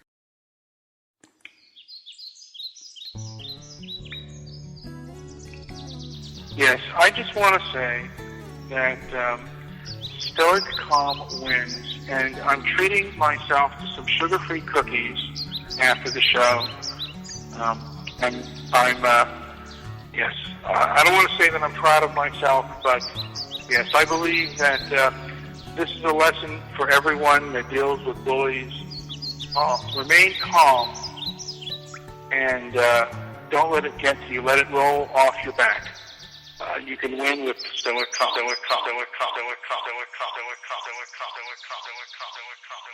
Shit, Deb. Isn't that I've never heard that one. Isn't that the greatest thing in the world? But see, Mr. Midnight Movie is just this very comical kind of like a curly image kind of a guy. He is an absolute teddy bear. He's very spontaneous. Very spontaneous. He's funniest when he's spontaneous. Very funny. Not extremely sexy. No, I would never call him sexy. He is an absolute teddy bear, though. I would kill for him. Let's talk more about sexy. No. Let's don't. Right. Let's talk about sex. Do you remember Katie D? That's not a very good segue, Debbie. I know that, but you know I'm not going to talk about sex. I didn't say sex. I said sex. No. And then you went... No sex. No sex at all for Miss Debbie. It's fucked up that you would Go equate away. Katie with sex. That's weird, Debbie. What are you doing? I don't know. You're going to give my listeners a bad idea about me. They're going to say, oh, Debbie must talk sexy, yucky talk when FRD's around, right? Well, wrong. No, I do not. Are you blocking yourself or what? If she'll allow it, FRD will take advantage of it. But no. Let's hear more about this sexy Katie talk. Oh, sexy Katie. Well. Sexy Katie. Katie Bones. Katie was a little 16, 17-year-old girl. What? I kid you not, that cuddled up next to me to be my... She was not sexy, ladies and gentlemen. No, I did not know she was 17. She's not sexy at all. And she got pregnant. Well, she decided at one point that she was going to overtake the internet and start this kindness movement. And she goes and gets this kindness army that we actually became members of, me, Jewish producer, and Mr. Midnight Movie. And she makes this MP3. What were you drinking? The following MP3 Katie D made as a call out to the kindness army in everybody. Check it out. Let's hear it. Hi, I'm Katie from the page Spreading Kindness with Katie D. I just wanted to make a video to the bullied victims. I just want to let you guys know that you're not alone and that you can get through it. Just imagine, live your dream, do what you can, ignore them. And I know it's so hard. You're probably like, oh, Katie, what are you talking about? You can't ignore it. Well, try to. Because you can make a difference. Don't give up. Keep going. I always thought about that in school. I was like, these bullies are taking me over. I can't live anymore. I've been through suicide attempts. I've dealt with depression. It does get better, and it really will. And, with everybody around me, we're all standing up. We're spreading kindness and making a difference. A lot of people that look up to me, they see what I do. They burn my cat. Don't just live your dreams. I went through it. I've been through it. It does get better. Trust me. No, it doesn't. Believe me when I say You trolled yourself off the internet. I've been through it. I've walked through halls, been assaulted, been pushed around, Bitch, just let me tell you. Called names. Keep hanging around, Debbie. Just stand your ground. Live your dreams. And just walk away. Because it will get better. You will. Keep going. Katie, breathe. You trolled yourself off the internet. Are you kidding me? Shut up. Debbie, it gets better. I forgot to tell you, it gets better. Debbie. Live your dreams. I've been pushed around. I've been laughed at. I've been burned at the stake. Everything in there. We're going to end this program, boys and girls. My chickens have been hatched. I've officially lost control of this shit here recently in the last 20 minutes. I'm sorry. This is Debbie signing off with these two idiots. It sounds like... Shut up. I hate both of you. Good night, everybody. And good night from NBC News. Yeah, see you I later. want the cronkite.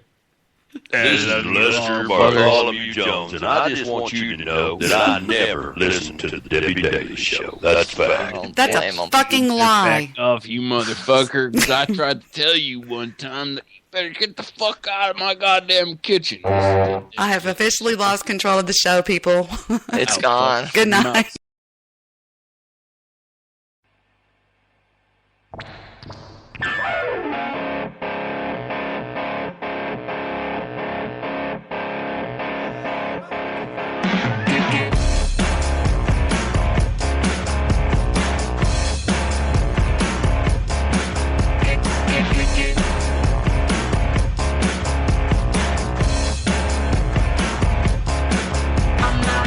Scientist, I rock the house and sign the tits and that's it. Don't take no astrophysicist to make your ass so fit. Now sisters kick it. I keep it cool like Eskimo chicks on Discovery Channel. I'm hot like Telemundo chicas on a solar panel. See me on Sesame Street cooling in the culture and tea. I slap you silly like hillbilly chicks on daytime TV. This is Lester Bartholomew Jones.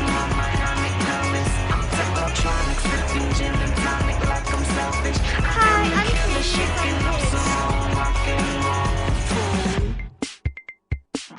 Machines ain't got no soul. Hi, I'm Katie from the page. Hi, I'm a rocket scientist. I rock the house and sign the tits and that's it. This is Lester Bartholomew. This is Lester. System make your ass so fit. Now sisters kick it. This is mission control. What is your status? We read you loud and clear. Permissions go to hit ignition. Hi, I'm Katie from the page. Last confirmed position. I'm 10 feet tall and solid gold and I demand submission. I am a robot Alice rocking my bionic promise. I'm technotronic, sipping gin and tonic like I'm selfish. I am the killer shaking up some old rock and roll fool. Them drum machines ain't got no soul.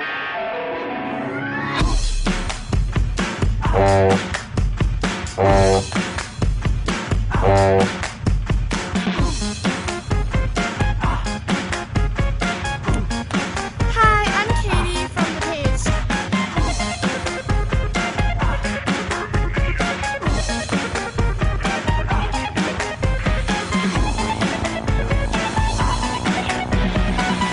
This is Lester Bartholomew Jones.